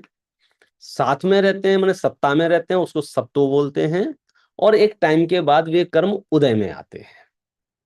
जैसे राजा शरणिक ने जब विकार किया था यशोधर मुनिराज के गले में सर्प डालने का, तो जिस क्षण विकार किया था उसी समय उसे 7वें नरक की गति का बंध हुआ था। वो परमाणु आए थे आत्मा में, जिससे के उदय में 7वां नरक मिलेगा। फिर उसे अपराध बोध हुआ था, प्रायश्चित हुआ था, उसे लगा सॉरी सॉरी गलती होगी मेरे से, तो महामुनिराज हैं, ऐसा मुझे नहीं करना चाहिए। तो फिर उसे डिस्काउंट भी मिल गया। लेकिन चूंकि बहुत बड़ा पाप कर दिया था तो जीरो नहीं हुआ, नील नहीं हुआ, अपकर्षण हो गया, 7वें नरक में नहीं गया, ऊपर के नरकों में आ गया। तो ये जो सामान्य प्रक्रिया है, इसके बीच में कई अवस्थाएं होती हैं, उत्कर्षण की, अपकर्षण की, उदीर्णा की, संक्रमण की, निदति निकाचित आदि की। तो ये सारी अवस्थाएं जो हैं कर्मों की अवस्थाएं हैं। कर्म बंधन और कर्म का उदय और कर्म का सत्ता, ये तीनों बिल्कुल ऐसे हैं, इसको इजीली आप समझ लीजिए। बंध सत्व उदय, जैसे मुझे सुबह 6 बजे प्रवचन करने थे, व्याख्यान देना था, रात को 10 बजे लगभग लगभग सोने का योग बना, तो फिर मेरी नींद खुलेगी कि नहीं खुलेगी। तो क्या करेंगे अपन, एक अलार्म लगाएंगे। कितने बजे का अलार्म लगाएंगे कि लगभग लगभग 1 डेढ़ घंटे अपने को चाहिए, तो 4 साढ़े 4 बजे का अपन ने लगाया, समझो 4 बजे का अपन ने अलार्म लगाया। तो जब 4 बजे का अलार्म मैंने लगाया तो कितने बजे बजेगा, तो साहब 4 बजे का अलार्म लगाया है, 4 बजे बजेगा, उसमें पूछने वाली क्या बात है। अच्छा मैंने कितने बजे अलार्म लगाया, कि साहब आपने 10 बजे लगाया। यदि मैं 9 बजे लगाता 4 बजे का, तो 6 बजे लगाता 4 बजे का, तो बोले आप कितने भी बजे लगाओ, आप जितने समय का लगाएंगे उतने समय में आएगा, बराबर है। तो रात को 10 बजे अलार्म लगाया, सुबह 4 बजे का अलार्म लगाया, तो 10 बजे इसमें ऐसा बंद हुआ, ऐसा बंद हुआ कि 11 12 1 2 3 4 6 घंटे बाद इसमें से आवाज आएगी, कुल कुल कुल कुल कुल, जो जो भी आपने रिंगटोन लगाई होगी। तो 6 घंटे का जो टाइम पीरियड है, शास्त्रों में उसे आबादा काल बोलते हैं। आज मैंने कोई कर्म बांधा, जब मैंने कर्म बांधा तब तो पता भी नहीं चलेगा, जैसे ही वो आबादा काल पूर्ण होगा पता। जैसे अभी ये फोन हाथ में है, आपको आइडिया लगेगा इसमें अलार्म है या नहीं है, लेकिन जब बजना शुरू होगा तो आपको पता चल जाएगा कि देखो देखो अच्छा 1 सेकंड पहले भी नहीं बजेगा, 1 मिनट पहले नहीं, 1 घंटे पहले नहीं, बिल्कुल खूब उसी समय पर जैसे ही उसमें वो टाइम होगा आवाज आएगी। तो बंद होना, सत्व होना और उदय होना, कर्म बंधन भी लगभग लगभग ऐसा ही है। आज हम कर्म बांध रहे हैं, वो कर्म सत्ता में चला जाता है, और फिर एक काल के बाद, जिसको आबादा काल बोलते हैं, वो उदय में आता है। तो ये बंध की सामान्य प्रक्रिया है। हाँ, उदय में आने से पहले पहले, उदय में आने से पहले पहले उत्कर्षण हो सकता है कुछ कर्मों में, आप उसे बढ़ा सकते हैं। उदय में आने से पहले पहले अपकर्षण हो सकता है उन कर्मों में, आप घटा सकते हैं। ये सारी वैरायटी इसलिए बता रहा हूं कि कभी कदाचित कोई घनघोर अपराध भी हो गया हो तो जैन दर्शन कहता है स्ट्रेस लेने की जरूरत नहीं है भाई साहब, अपकर्षण हो जाएगा। अभी से, आज से भद्र परिणाम प्रारंभ करो। संक्रमण हो जाएगा, आपने पाप बांधा हो और उदय पुण्य में आ जाएगा, ऐसी भी अनुकूलता हो सकती है। भाई मैंने पाप किया और पुण्य का उदय आ जाएगा, हाँ, आपके परिणामों का यदि प्रबल कारण बनेगा तो कर्मों में संक्रमण भी हो जाता है, कुछ कुछ में, कुछ कुछ नहीं भी होते हैं, निदति निकाचित भी होते हैं। आप साधु भी बन जाएंगे तो भी कर्म उदय में आएंगे। तो ये कर्म की अलग अलग परिस्थितियां हैं, जिसको अगर हम गहराई से समझें तो हमको एक राहत ये मिल जाती है जैन दर्शन की। यद्यपि पाप करना अच्छी बात नहीं है, लेकिन एक दूसरी बात बताता हूं, पाप करना इतनी भी बुरी बात नहीं है कि किए हुए पाप को सोच सोच कर हम जिंदगी भर पाप बने रहें।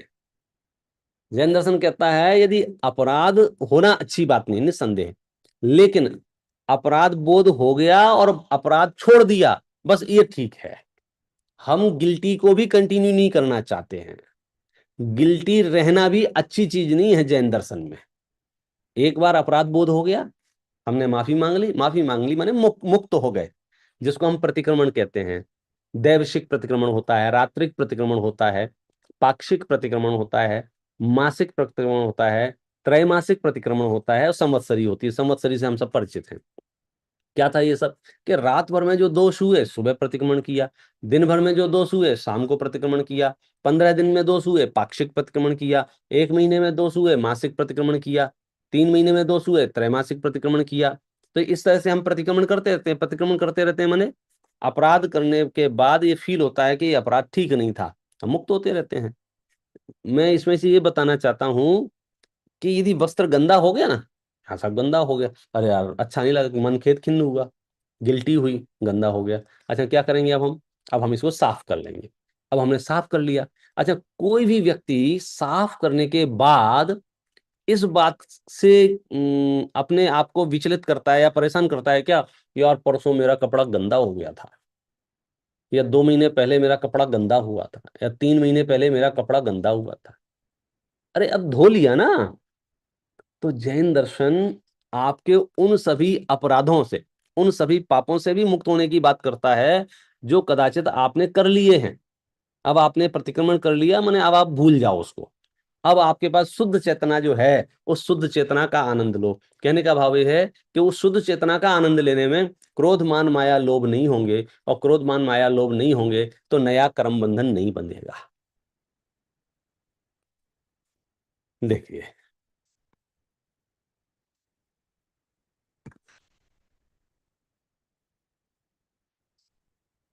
द्रव्य कर्मों के ये नाम आपने सुने हैं: ज्ञानावरण, दर्शनावरणीय, वेदनीय, मोहनीय, आयु, नाम, गोत्र, अंतराय। ये 8 कर्म हैं। और ये जो क्रम यहाँ लिखा हुआ है, ये तत्वा सूत्र के हिसाब से क्रम लिखा हुआ है। इनमें से 4 घातियां हैं और 4 अघातियां हैं, बराबर है। घातिया कौन से हैं, अघातिया कौन से हैं?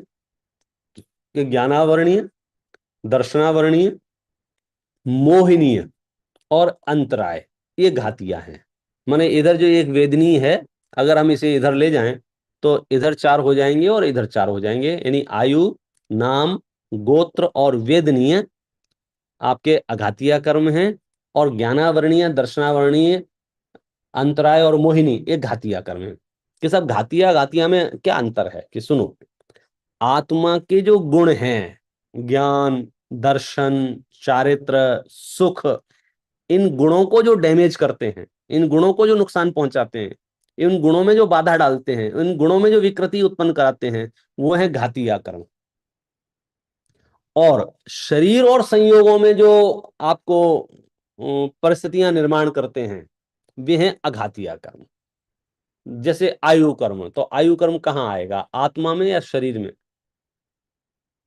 तो आयु तो शरीर की ही होगी ना, आत्मा तो अनादि निधन है। नाम कर्म, ये किसका भेद है? सबसे ज्यादा प्रकृतियां नाम कर्म की हैं, 93 प्रकृतियां। गोरा होना, काला होना, लंबा होना, ठिगना होना, मोटा होना, पतला होना, ये सब कौन कर रहा है? सब नाम कर्म के निमित्त से हो रहा है। तो ये नाम कर्म का उदय कहाँ आएगा? शरीर संयोगों में। गोत्र कर्म का शरीर और संयोगों में। वेदनीय का, वेदनीय के दो वेद हैं, पुण्य का उदय और पाप का उदय, साता और असाता। तो ये जो अघातिया कर्म है और घातिया कर्म है, तो इनमें से जो सबसे ज्यादा हानिकारक कहो, नुकसान करने लायक कहो, वो घातिया कर्म है। अघातिया कर्म इतने नुकसानदायक नहीं है। और हमारे क्या कहना चाहिए, दैनिक प्रयासों में हमारा ध्यान अघातिया कर्मों की तरफ जाता है। ज्यादा से ज्यादा जनता ये सोचती रहती है शरीर कैसा रहे, मोटा रहे, पतला रहे, लंबा रहे, चिकना रहे, गोरा रहे, काला रहे। शरीर से चिंतन चलता रहता है, आयु पर चिंतन चलता रहता है, और कैसे जिएंगे, और कैसे जिएंगे, और कैसे जिएंगे, मर नहीं जाए, मर नहीं जाए, मर नहीं जाए। गोत्र का अपना नाम बना रहा है, ऊंचा गोत्र बना रहा है। वेदनी का पुण्य का उदय बना रहा है, पुण्य का उदय। तो हमारा पूरा फोकस अघातिया कर्मों पर है। और असली जो नुकसान हो रहा है भाई साहब, वो अघातिया से नहीं हो रहा है, वो घातिया से हो रहा है। क्यों? क्योंकि कोई 80 साल जिए या 70 साल जिए, उससे सुख दुख का संबंध नहीं है। सुख दुख का संबंध मोह से है, कि वो मोही है या निर्मोही है। तो सारा का सारा जो सुख दुख है वो वास्तव में घातिया कर्मों से संबंधित है, और हमारा ध्यान अघातिया कर्मों पर जाता है। आप ऐसा कह सकते हैं, अघातिया कर्मों का अभाव तो भगवान भी नहीं करते, और केवल ज्ञान हो जाता है उनको। बोलो भगवान महावीर भगवान बन गए, अनंत दर्शन, अनंत ज्ञान, अनंत सुख, अनंत वीर प्रकट हो गया, आयु है, नाम है, गोत्र है, वेदनी है। बोले बना रहने दो, उससे मुझे कुछ सुख दुख नहीं होगा, कोई फर्क नहीं पड़ेगा। फर्क पड़ेगा घातिया कर्मों से। तो इसलिए घातिया कर्मों को नुकसान, घातिया कर्मों में भी सबसे डेंजर जो कर्म है वो मोहिनी कर्म है।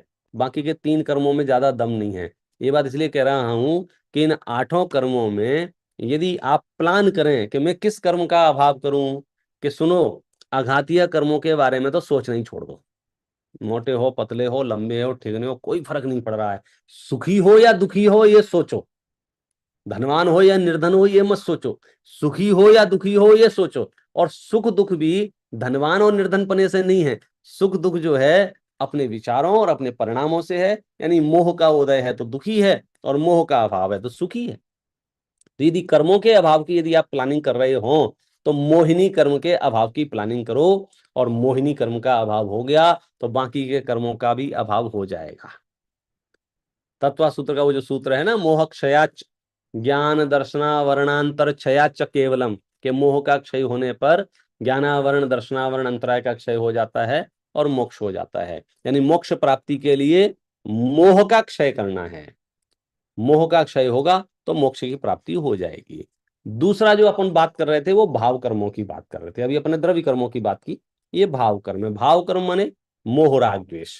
थोड़ा डिटेल करेंगे तो क्रोध, मान, माया, लोभ, अथवा ये नो कषाय, हास्य, हंसना, ये भाव कर्म है। रति राग करना, अरति द्वेष करना, शोक रोना धोना। आप बैठ के रो रहे हैं, क्यों रो रहे? बोले मेरे पैसे खो गए हैं। बोले ये भाव कर्म है, इससे क्या होगा? बोले नया कर्म बंधन बंधेगा। भय डरना, ये भाव कर्म है। जैन दर्शन में डरने को भी मना किया है। कोई कितना भी बड़ा संत महंत हो और गुस्से में कह रहा हो तुम बर्बाद हो जाओगे, तो भी जैन दर्शन कह रहा है डरना मत। क्यों? मैं बर्बाद होऊंगा कि नहीं होऊंगा ये मेरे पुण्य पाप के उदय के अधीन है, आपके क्रोध आदि के अधीन नहीं है। हाँ, आप क्रोध आदि कर रहे हो तो आप इससे बर्बाद हो जाओगे, क्योंकि क्रोध आदि करेंगे तो कर्म बंधन होगा। भय जुगुप्सा यानी ग्लानि करना, घृणा करना। पुरुष वेद, स्त्री वेद, नपुंसक वेद, ये जितने भी प्रकार के यहाँ बात कही गई हैं ये कषायों की, ये सारे के सारे कहाँ जाएंगे? भाव कर्म में। अच्छा, भाव कर्म इतना खतरनाक होता है जिसकी आप कल्पना नहीं कर सकते हो। मैं एक सैंपल आपके सामने देता हूँ। एक सैंपल, ये इतने सारे हैं ना, क्रोध, मान, माया, लोभ, मैं सबके उदाहरण दे सकता हूँ, लेकिन एक उदाहरण सिर्फ दूंगा। बाकी आप अंदाजा लगा लेना कि अकेला क्रोध ही हो, अकेला क्रोध, वो भी कितना डेंजर हो सकता है जिसकी आप कल्पना नहीं कर सकते हो। जैसे एक भाई साहब है, इनको गुस्सा आया,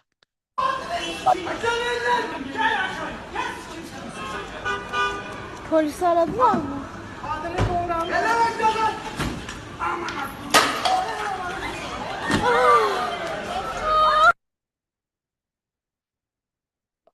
ऐसे अपन सोचते हैं तो लगता है अरे यार गुस्से में क्या होता है, मान में क्या होता है, मायाचारी में क्या होता है। मैं विश्लेषण नहीं कर रहा हूं अभी।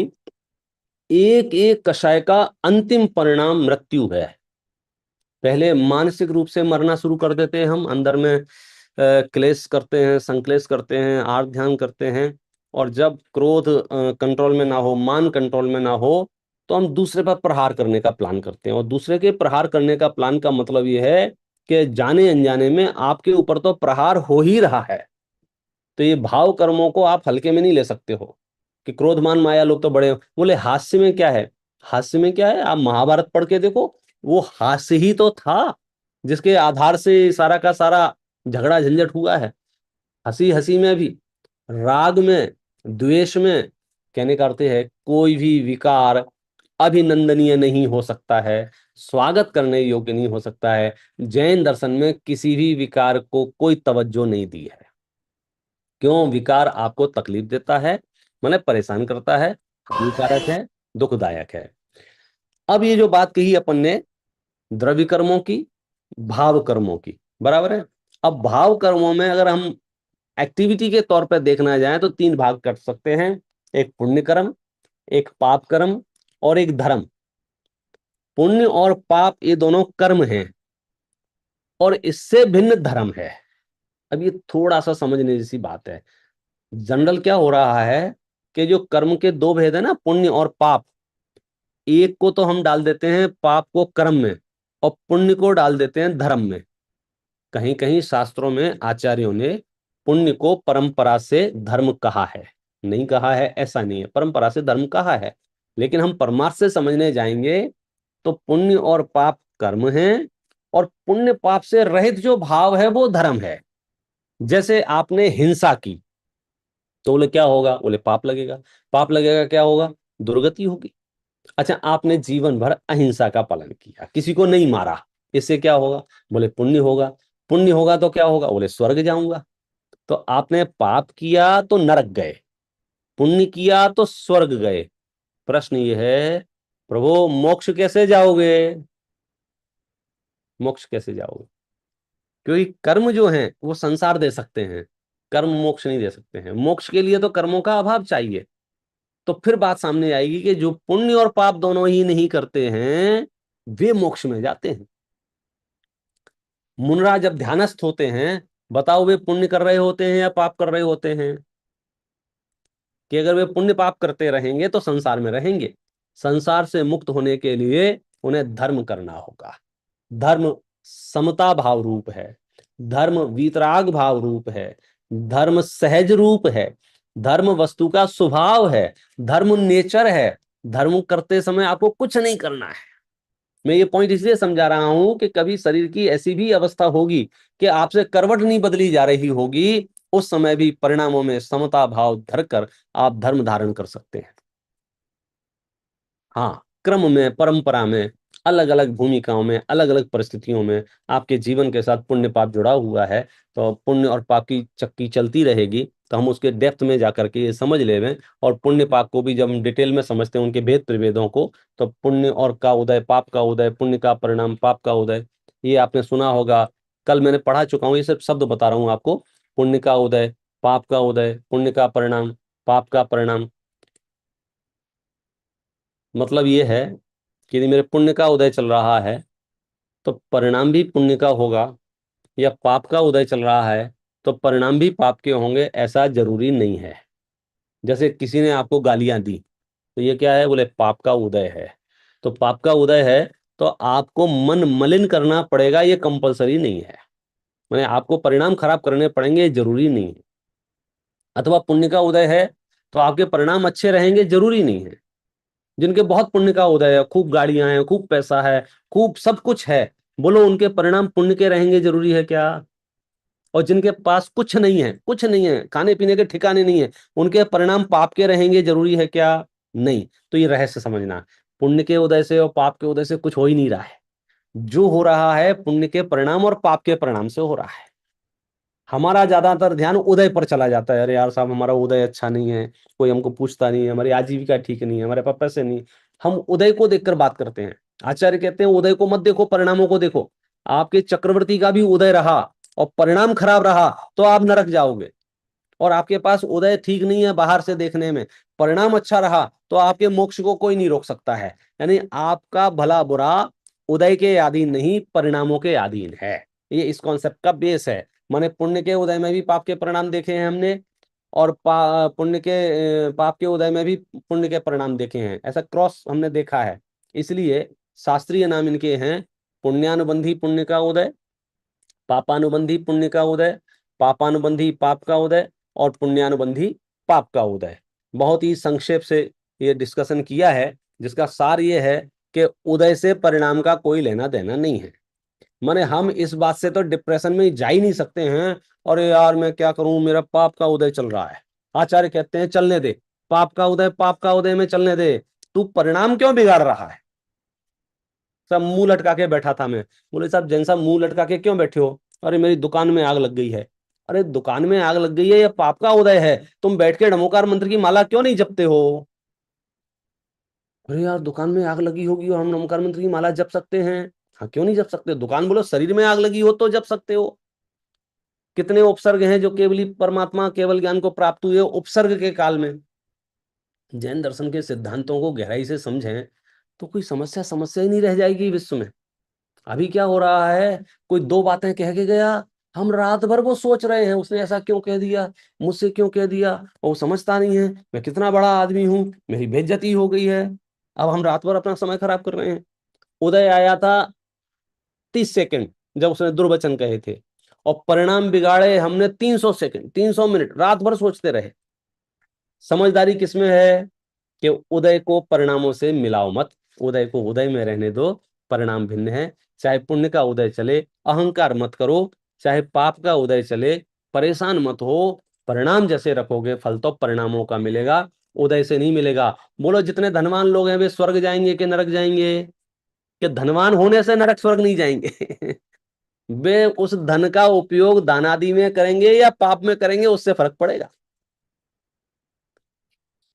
आपके पास कर्म भूमि है ना, दोनों ऑप्शन है।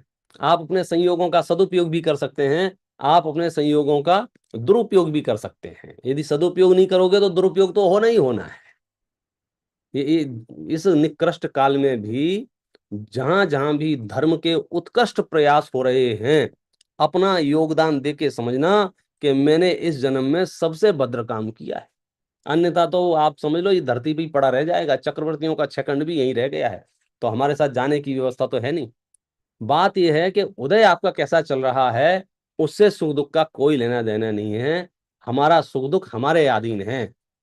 तीव्र से तीव्र पाप के उदय में भी बोलो अनंत आनंद में रहा जा सकता है कि नहीं रहा जा सकता है। अगर बोलोगे हाँ तो मैं बोलूंगा आपको जैन दर्शन समझ में आ गया। अदरवाइज तो आप डिप्रेशन में घूमते रहोगे। मुझे मंदिर से निकाल दिया है, मेरी बहस हो गई है और मेरे बारे में उन्होंने बदनामी कर दी है, मेरा ऐसा हो गया, मेरा ऐसे ऐसे लिस्ट बना के बैठे रहोगे। यहाँ कह रहे हैं देखो ही मत उदय कैसा चल रहा है। भीषण से भीषण पाप के उदय में भी आप जो है निर्लिप्त रह सकते हैं। इसलिए पुण्य का उदय हो या पाप का उदय हो, इन दोनों उदय से रहित अवस्था उसका नाम धर्म है, और उस धर्म के सेवन में हम आगे बढ़े। इस मंगल भावना से आज की बात अपन यहाँ पर विराम करते हैं।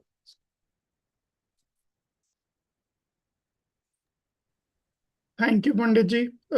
आपने हम सभी को बहुत अच्छे से 8 कर्म, 4 घातिया कर्म, भाव कर्म, नो कर्म, द्रव्य कर्म, भाव कर्म, नो कर्म की दृष्टि से बहुत अच्छे से समझाया।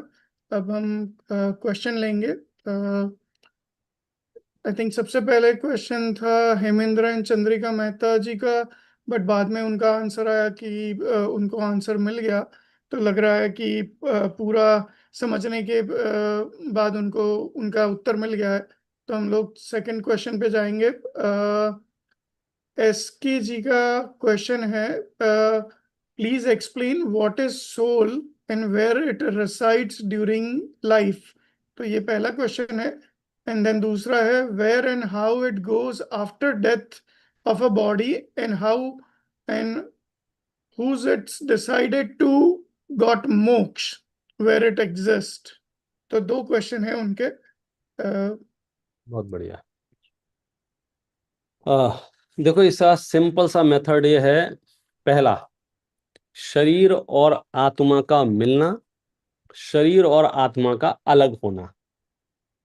जैन शास्त्रों में तो ऐसा लिखा है, जैसे ये मनुष्य कपड़े बदलते हैं, ऐसे यह आत्मा शरीर बदलता है। शरीर पूरी तरह से पौद्गलिक है, जड़ है, अचेतन है। आत्मा चेतन है। निमित्त निमित्तिक संबंध ऐसा है कि ये दोनों की पार्टनरशिप फर्म है। इसको असमान जाति पर्याय बोलते हैं। यानी आत्मा भी यहाँ विद्यमान है और शरीर भी यहाँ विद्यमान है, और शरीर और आत्मा की योग्यता ऐसी है कि दोनों का निमित्त निमित्तिकपना चल रहा है। जैसे मैंने विकल्प किया हाथ को उठाऊं तो मैंने हाथ उठाया, विकल्प किया कि हाथ को नीचे करूं तो हाथ नीचे किया। अब मैं ये मान रहा हूं मैंने हाथ ऊपर किया और हाथ नीचे किया। सच्चाई ये है, इस समय पुद्गल की भी परिणमन शक्ति योग्यता ऐसी थी तो हाथ ऊपर नीचे हुआ। यदि परिणमन शक्ति योग्यता वैसी नहीं होती, जिसे शास्त्रों में क्रियावत्ती शक्ति कहा है, तो यह संभव नहीं था। और कभी कभी ऐसा होता है, पैरालिसिस हो जाता है, लकवा मारना जिसको कहते हैं। अब हाथ काम करना बंद कर देवे तो मैं कितने ही विकल्प करूं, हाथ उठ जाए हाथ उठ जाए, मेरे विकल्प करने से हाथ नहीं उठेगा। तो हाथ का उठना और नहीं उठना, मेरा विकल्प भी उसमें शामिल है और पुद्गल की शक्ति भी उसमें शामिल है। तो ये तो पार्टनरशिप फर्म जैसा काम है कि दो द्रव्य मिल करके साथ में रह रहे हैं। कल के चैप्टर में ये डिटेल में आएगा, वो जो एक क्षेत्र अवगाह संबंध कैसे काम करता है उसके बारे में। रही बात आत्मा की एक शरीर से दूसरे शरीर में जाने की, तो जैन दर्शन तो बहुत स्पष्ट और सूक्ष्म व्याख्या करता है। दुनिया में क्या चर्चाएं चल रही हैं पता नहीं, जैन दर्शन तो कहता है कि अगर आयु पूरी हुई और आत्मा इस शरीर से निकली तो कुछ ही क्षण में वह किसी ना किसी दूसरे शरीर को धारण कर लेती है या किसी ना किसी दूसरे शरीर में प्रवेश कर लेती है। शरीर रहित आत्मा संसार में 3-4 समय से अधिक नहीं रह सकती है। मतलब ऐसा संभव नहीं है। लोग जो कल्पनाएं करते हैं कि साहब आत्मा, उनका मरण तो हो गया है लेकिन आत्मा भटक रही है। जैन दर्शन में आत्मा नहीं भटकती है। आत्मा शरीर छोड़ने से पहले ही अगली गति का बंध, अगली आयु का बंध कर चुकी होती है। तो जिस गति में जाना है उस गति के योग्य गमन वो कर देते हैं। और 3 या 4 सेकंड में, सेकंड नहीं सॉरी, समय में, 1 सेकंड में असंख्या समय है, 1 सेकंड में असंख्या समय है। और अधिक से अधिक 4 समय की कहानी है कि एक गति से दूसरी गति में नया जीवन शुरू हो जाता है। तो इसलिए वो भय भी हम ना रखें कि हम खाली क्या करते रहेंगे, भटका भटकी अपने यहाँ होता नहीं है। क्योंकि आत्मा भटकती नहीं है तो इसलिए उससे जुड़ी हुई जो क्रियाएं हैं या कर्म कांड हैं वो भी अपने यहाँ नहीं है कि हम मरी हुई आत्माओं को भोजन करा रहे हैं, हम मरे हुए आत्माओं को और कुछ कर रहे हैं। यहाँ तो जो कुछ भी है, जीते जी जितनी आप सेवा कर सकते हो करिए। मरने के बाद तो गति बदल गई, क्षेत्र बदल गया, वो अगली गति में उसका जीवन शुरू हो गया। कभी कभी हम समाधि मान के प्रकरण में ये चर्चा जरूर करते हैं कि एक शरीर छोड़ते समय दूसरे शरीर को प्राप्त करने में बहुत कम समय लगता है। मतलब जो हमारे सामने मरण को प्राप्त हुआ है ना, जिसके लिए हम रो रहे हैं, आर ध्यान रोध ध्यान कर रहे हैं, सच्चाई ये है कि उसी क्षण दूसरी जगह ढोल नगाड़े बजाए जा रहे हैं, जन्म महोत्सव मनाया जा रहा है। मतलब अभी आपने अंतिम संस्कार नहीं किए हैं, उससे पहले वहां जन्म हो चुका है। इसलिए हम बहुत स्थूलता में जीते हैं, सिद्धांत बहुत सूक्ष्म रीति से काम करते हैं। शरीर आत्मा का ऐसा ही निमित्त निमित्त संबंध है कि वो एक शरीर को छोड़ के दूसरे शरीर में और दूसरे शरीर को छोड़ के तीसरे शरीर में चला जाता है। उसकी पूरी प्रक्रिया है, कैसे कैसे जाता है, गमन कैसे होता है, गतिबंध कैसे होता है, गति में जाने से पहले किस प्रकृति का उदय आता है, गत्यानुपूर्वियों का उदय आना शुरू हो जाता है। फिर वो विग्रह गति में रहता है। विग्रह गति में औदारिक शरीर नहीं होता है, विक्रय गति में वैक्रिक शरीर नहीं होता है, सिर्फ कार्मण और तेजस शरीर के साथ ही गमन होता है। तो इन डिटेल चर्चाएं भी आपको जैन शास्त्रों में मिल जाएंगी कि ये जीव कैसे यात्रा करता है।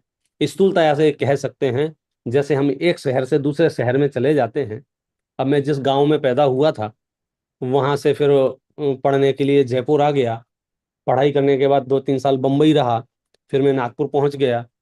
तो जिस गांव में पैदा हुआ था उस गांव के लोगों के लिए मैं मर चुका हूं। मरण क्या है? जगत तो वियोग को ही मरण कहता है। वास्तव में परमार्थ से आत्मा का तो मरण होता नहीं है। तो जैसे हम एक देश से दूसरे देश में चले जाते हैं, एक क्षेत्र से दूसरे क्षेत्र में चले जाते हैं, ऐसे एक गति से दूसरी गति में चले गए हैं। अंतर इतना है कि यहाँ शरीर दूसरा है, अलग पुद्गल परमाणुओं का है, वहां दूसरे पुद्गल परमाणुओं का शरीर है। तो ये गमनागमन की व्यवस्था है, और इस व्यवस्था में हमको सहज ही अगर ये समझ में आ जाए तो हमारी आकुलता खत्म हो जाती है, घबराहट है ही नहीं, बेचैनी है ही नहीं। आप सोचिए प्रॉब्लम किस बात की होती है पता है? जैसे आपसे अचानक घर खाली करो, घर खाली करो, हम आधी बात सुनते हैं, अरे घर खाली करेंगे, हम रहेंगे कहाँ, रहेंगे कहाँ, ऐसे घबराते हैं। अगर आपको कोई बताए भाई साहब ये 2 BHK का है, इसको खाली करो, आपके लिए 4 BHK का तैयार है, तो फिर आप क्या, हाँ हाँ चलो चलो, फिर क्या दिक्कत है? तो ऐसे ही जो धर्मात्मा लोग हैं वे मृत्यु महोत्सव में खुश होते हैं। क्यों? उन्होंने जीवन भर जो धर्म किया है अब उसका फल आने वाला है। या वो टूटी साइकिल पे घूम रहे हैं, या वो कारों की रिपेयरिंग ही कराते रहते हैं, अब वो उनको विमान मिलने वाला है स्वर्ग में। तो उन्हें कोई प्रॉब्लम ही नहीं होती एक गति से दूसरी गति में जाने में। प्रॉब्लम तो उनको होती है जो परेशान है, पता नहीं है कि क्या होगा क्या होगा, हम कैसे छोड़ें, हमने एक एक रुपया ऐसे इकट्ठा किया है, एक एक ईंट इस घर की मैंने लगाई है, और इस घर के लिए मैंने इतना समय दिया, अब मैं इस घर को कैसे छोड़ूं, मत छोड़ू अच्छा मत छोड़ो, ऐसी करता रहे तो रह जाएगा इस घर में। छोड़ना तो पड़ेगा। चक्रवर्तियों को भी छोड़ना पड़ा है, तीर्थंकरों को भी छोड़ना पड़ा है।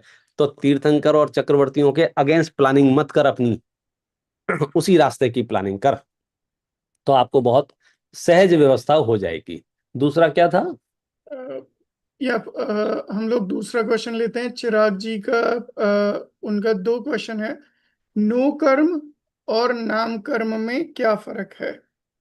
तो एक है नो कर्म और एक है नाम कर्म, और दूसरा क्वेश्चन है परिणाम का मीनिंग क्या है? बहुत बढ़िया, जो उदय और परिणाम का जो स्लाइड में उन्होंने देखा उसमें। बहुत बढ़िया। तो पहला जो है नो कर्म और नाम कर्म। जी, तो हमने पहले 2 भेद किए कर्मों के, द्रव्य कर्म और भाव कर्म। द्रव्य कर्मों का एक भेद है नो कर्म, नाम कर्म। द्रव्य कर्मों के 8 भेद हैं, ज्ञानावरण, दर्शनावरण, मोहिनी, अंतराय, आयु, नाम, गोत्र, वेदिनी। उसमें से 8 कर्मों में से एक कर्म है नाम कर्म, जिस नाम कर्म का कार्य है शरीर की संरचना के हेतुभूत कर्म प्रकृतियों को उपस्थित निमित्तपने से बताना। शरीर की जितनी भी अवस्थाएं हैं उन सारी अवस्थाओं में, क्योंकि शरीर तरह तरह के हैं, आपको क्या लगता है कितने तरह के शरीर होंगे इस धरती पर? 2, 5, 10, 15, 20, 100, 200, 1000, लाख, करोड़, कितने तरह के शरीर होंगे? तो जब हम शरीर बोल रहे हैं ना, तो पहले तो आप मनुष्यों से बाहर नहीं निकल पा रहे होगे, तो सोच रहे होगे मनुष्य कितने तरह के होते हैं। शरीर माने जितने भी जीव हैं वे जिस शरीर में रह रहे हैं वो शरीर। अब आप सोचो कितने तरह के शरीर हैं। 1 इंद्रिय शरीर है, 2 इंद्रिय शरीर है, 3 इंद्रिय शरीर है, 4 इंद्रिय शरीर है, 5 इंद्रिय शरीर है। एक इंद्री में भी कितने तरह के पेड़ हैं, कितने तरह के फूल हैं, कितने तरह के फल हैं, कितने तरह की लताएं हैं, बेलें हैं, वृक्ष हैं, कितने तरह के पहाड़ हैं, कितने तरह के पुद्गल रचनाएं, कितनी तरह की नदियां हैं, कितने तरह के ये सब जो कुछ भी दिख रहा है हमको किसी ना किसी जीव के शरीर ही तो हैं ये। एक इंद्री भी, फिर 2 इंद्री कितने तरह के हैं, 3 इंद्री कितने तरह के हैं, 4 इंद्री कितने तरह के हैं, जानवर कितने तरह के हैं, पक्षी कितने तरह के। तो ये जितने भी तरह हैं वो सारे शरीर जितने भी हैं वो शरीर को कौन निर्माण करने में निमित्त होता है? बोले नाम कर्म। एक एक प्रकृति आप डिटेल में पढ़ोगे पता चलेगा। विहायो गति नाम कर्म, बोले इससे क्या होगा कि इससे पक्षी उड़ सकते हैं। सुभग नाम कर्म, दुर्भग नाम कर्म, एक एक प्रकृति है शरीर के रंग के लिए, शरीर के आकार के लिए, शरीर के आंगोपांग निर्माण करने के लिए। कभी कभी पूरे शरीर की रचना नहीं हो पाती है, तो बोले क्यों नहीं हो पाती है? वो नाम कर्म बैठा हुआ है ना। तो नाम कर्म जो है 8 प्रकार के कर्मों में से 4 प्रकार के अघातीय कर्मों में से एक प्रकृति है, उसको नाम कर्म कहते हैं। और नो कर्म, नो कर्म तो बाह्य सामग्री है, बाह्य पदार्थ है, उसमें शरीर भी शामिल है, उसमें लैपटॉप, मोबाइल, दुकान, मकान, रुपया, पैसा, सोना, चांदी। आप अभी आपसे बात करते करते मैं क्रोध करने लग जाऊं तो मेरे लिए आप नो कर्म हो जाएंगे। आपसे बात करते करते राग उत्पन्न हो जाए तो आप मेरे लिए नो कर्म हो जाएंगे। तो नो कर्म तो कोई भी हो सकता है, खास करके द्रव्य कर्म के उदय में जो प्राप्त सामग्रियां हैं उनको भी नो कर्म कहते हैं, लेकिन नाम कर्म द्रव्य कर्म अलग है और नो कर्म अलग है। नो कर्म माने बाह्य सामग्रियों को आप सामान्य अर्थों में कह सकते हैं। ये चाबी का छल्ला भी नो कर्म है, ये मोबाइल का डब्बा भी नो कर्म है, ये कुर्ता भी नो कर्म है, घड़ी भी नो कर्म है, जो कुछ भी दिख रहा है वो सब नो कर्म है, क्योंकि मैं इनके निमित्त से राग द्वेष करता रहता हूँ। ऐसे वास्तव में ये पुद्गल हैं, लेकिन फिर भी मेरे लिए ये नो कर्म है। आपके लिए ये पुद्गल है, ये जो घर है, लेकिन मेरे लिए ये नो कर्म है। तो ऐसे नो कर्म तो एक ऐसा पदार्थ जिसकी वजह से कर्म बनते हैं, तो हम उसे नो कर्म कहते थे। दूसरा क्वेश्चन था परिणाम का मीनिंग। परिणाम, परिणाम का सीधा सीधा कह सकते हैं भाव। परिणाम का अर्थ कह सकते हैं हमारे जो विचार होते हैं, वे परिणाम पुण्य के परिणाम भी हो सकते हैं, वे परिणाम पाप के परिणाम भी हो सकते हैं। यदि हिंसा झूठ चोरी कुशील आदि से जुड़े हुए परिणाम हैं तो पाप के परिणाम हैं। अहिंसा सत्य आचौर्य आदि से जुड़े हुए परिणाम हैं तो पुण्य के परिणाम हैं। और एक परिणाम अपरिणामी वाला भी हो सकता है, जहां पुण्य के भी परिणाम नहीं है, जहां पाप के भी परिणाम नहीं है, ऐसा भी परिणाम हो सकता है। उस परिणाम को शुद्ध परिणाम कहते हैं। तो अशुभ परिणाम, शुभ परिणाम और शुद्ध परिणाम, यानी भाव कह सकते हैं अशुभ भाव, शुभ भाव और शुद्ध भाव। आत्मा के उपयोग शक्ति को परिणाम समझना चाहिए, उसको आप लगा सकते हो। श्रावक जी के आई थिंक 3 क्वेश्चन है, बट पहला उनका क्वेश्चन है कि भाव कर्म का बंध कैसे रोका जा सकता है।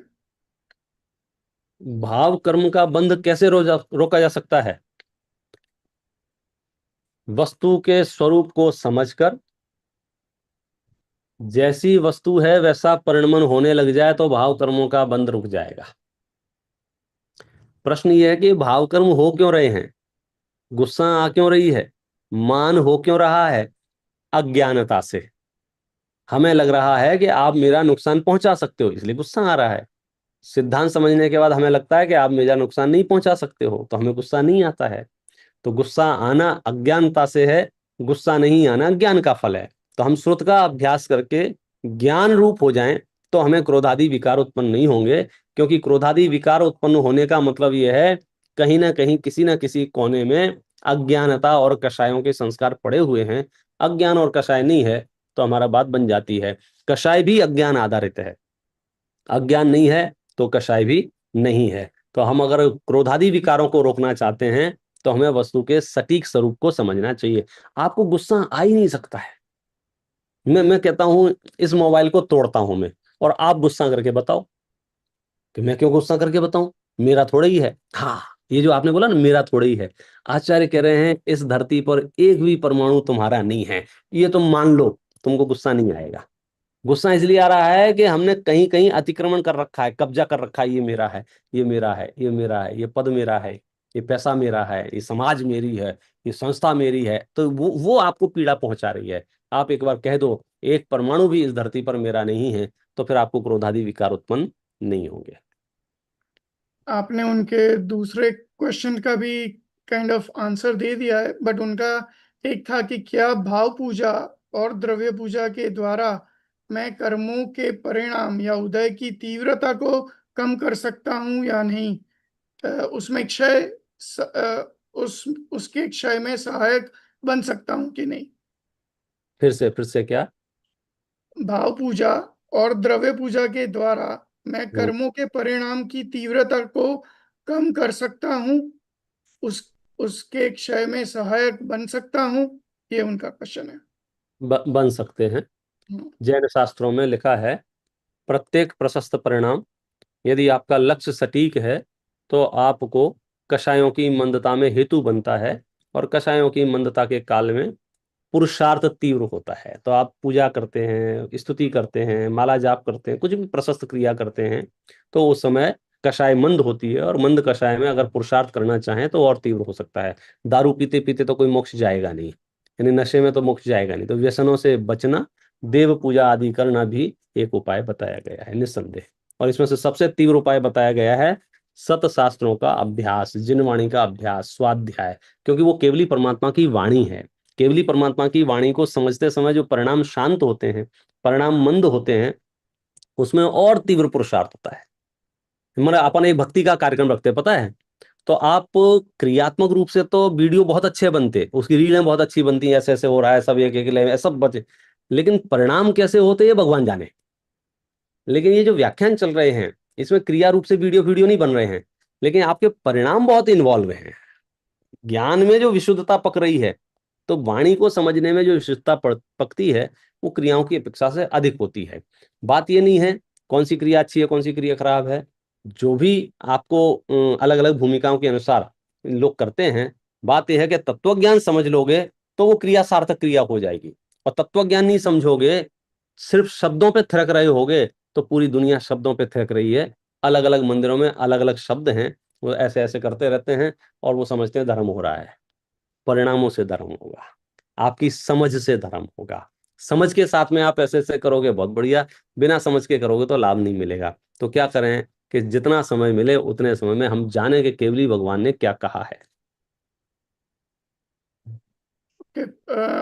प्रज्ञा जी का क्वेश्चन है, कल आपने कहा कि स्वकीय कर्मोदया और आज आपने कहा कर्म कुछ नहीं करते, दोनों कर्म का मीनिंग सेम है क्या?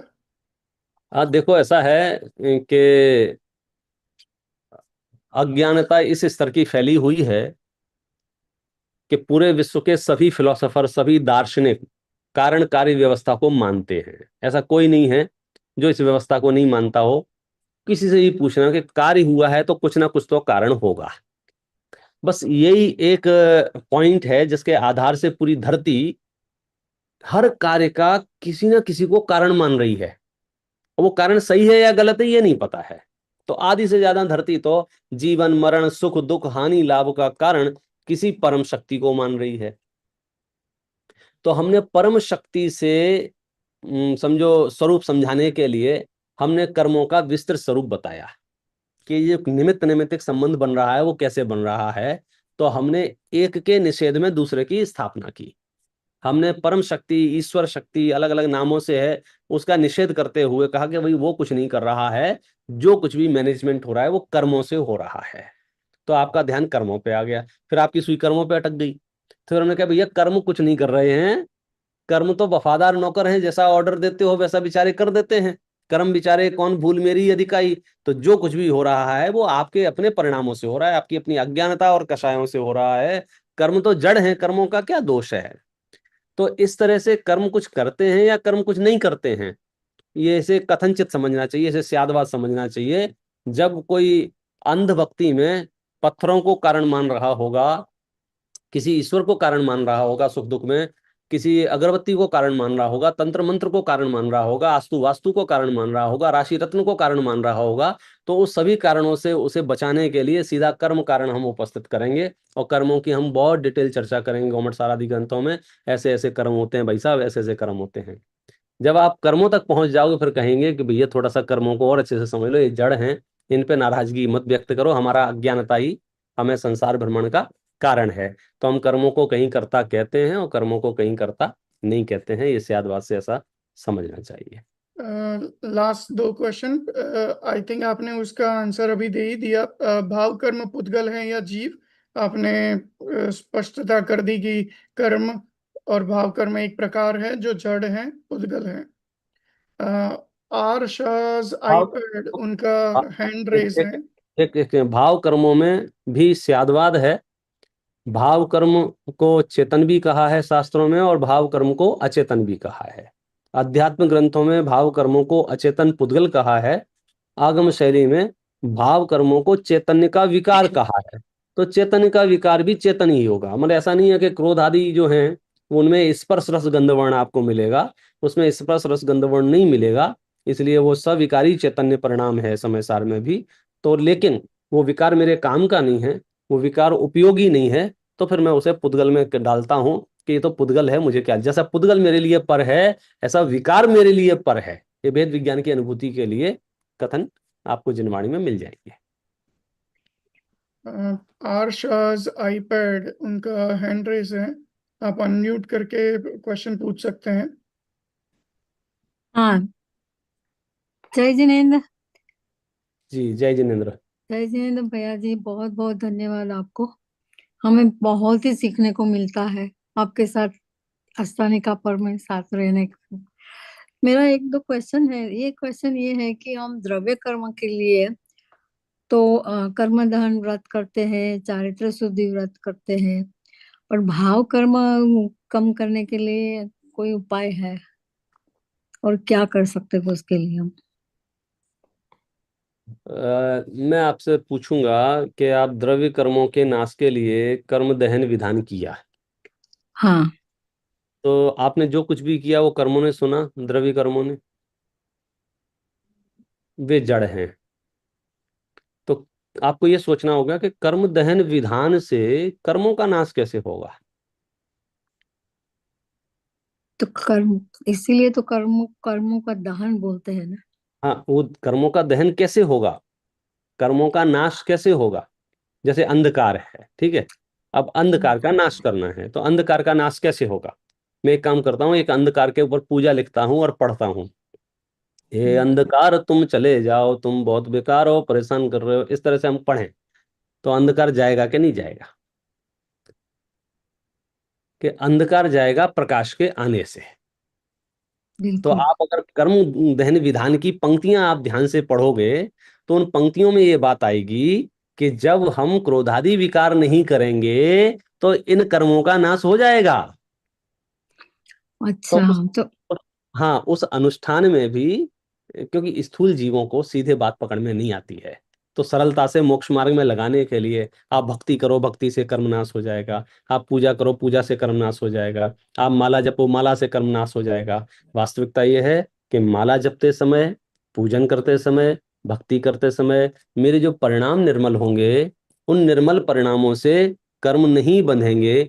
कर्म नहीं बंधेंगे इसका मतलब कर्मों का नाश हो जाएगा। अब भाव कर्मों के नाश की आप बात कर रहे हैं, तो वास्तविकता तो ये है, द्रव्य कर्मों के नाश से तो कोई फर्क ही नहीं पड़ना है हमको, द्रव्य कर्मों को हमको दिखते ही नहीं है। हम भाव कर्मों के नाश की ही बात करते हैं।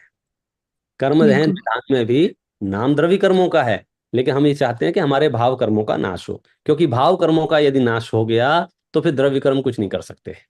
यदि आपको भावों में ही गुस्सा नहीं आ रहा है तो बोलो क्रोध कर्म, द्रव्य कर्म क्या करेगा, कुछ नहीं, बंधेगा ही नहीं आपको।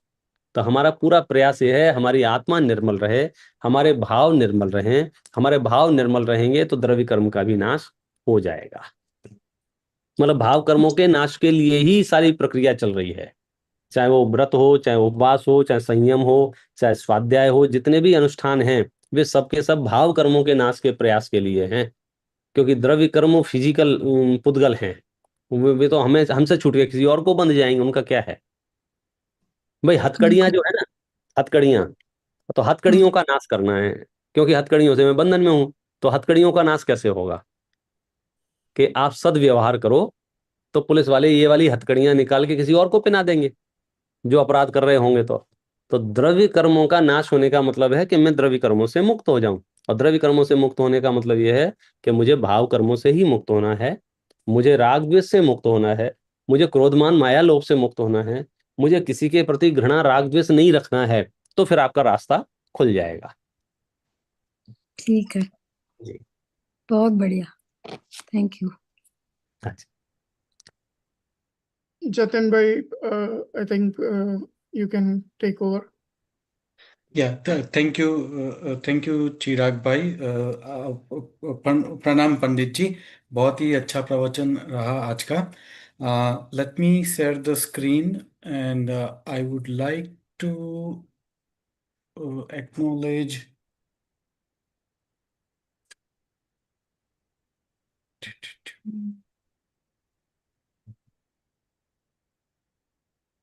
I'm just trying to share the screen. Just okay.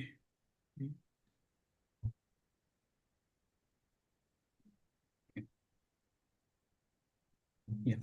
So today I would like to acknowledge all the donors we have so far. We have received few more names since yesterday.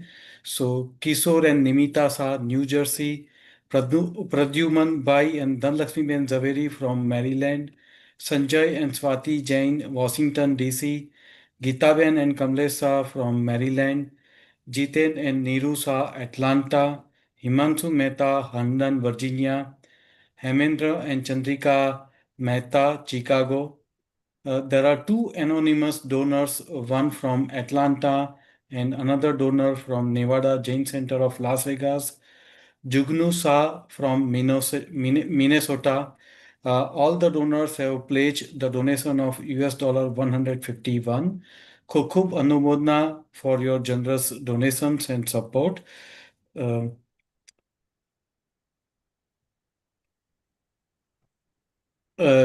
we are still continue to acknowledge and receive the sponsorship. If you would like to proceed and announce the sponsorship, please reach out to Jatin Shah. My number is 703-926-7451. Anand Patni 214-603-2152. You can Zelle the payment to treasurer@jaina.org and send us the details, and we will coordinate with you to acknowledge the donation receipt. Thank you all. With this, I request Vipin ji to do the Jinwani, and then उसके बाद हम session का and करेंगे. निज निधि निज में बताई, यह अनंत उपकार है. इसके लिए जिन वाणी माँ को वंदना शतबार है, वंदना शतबार है.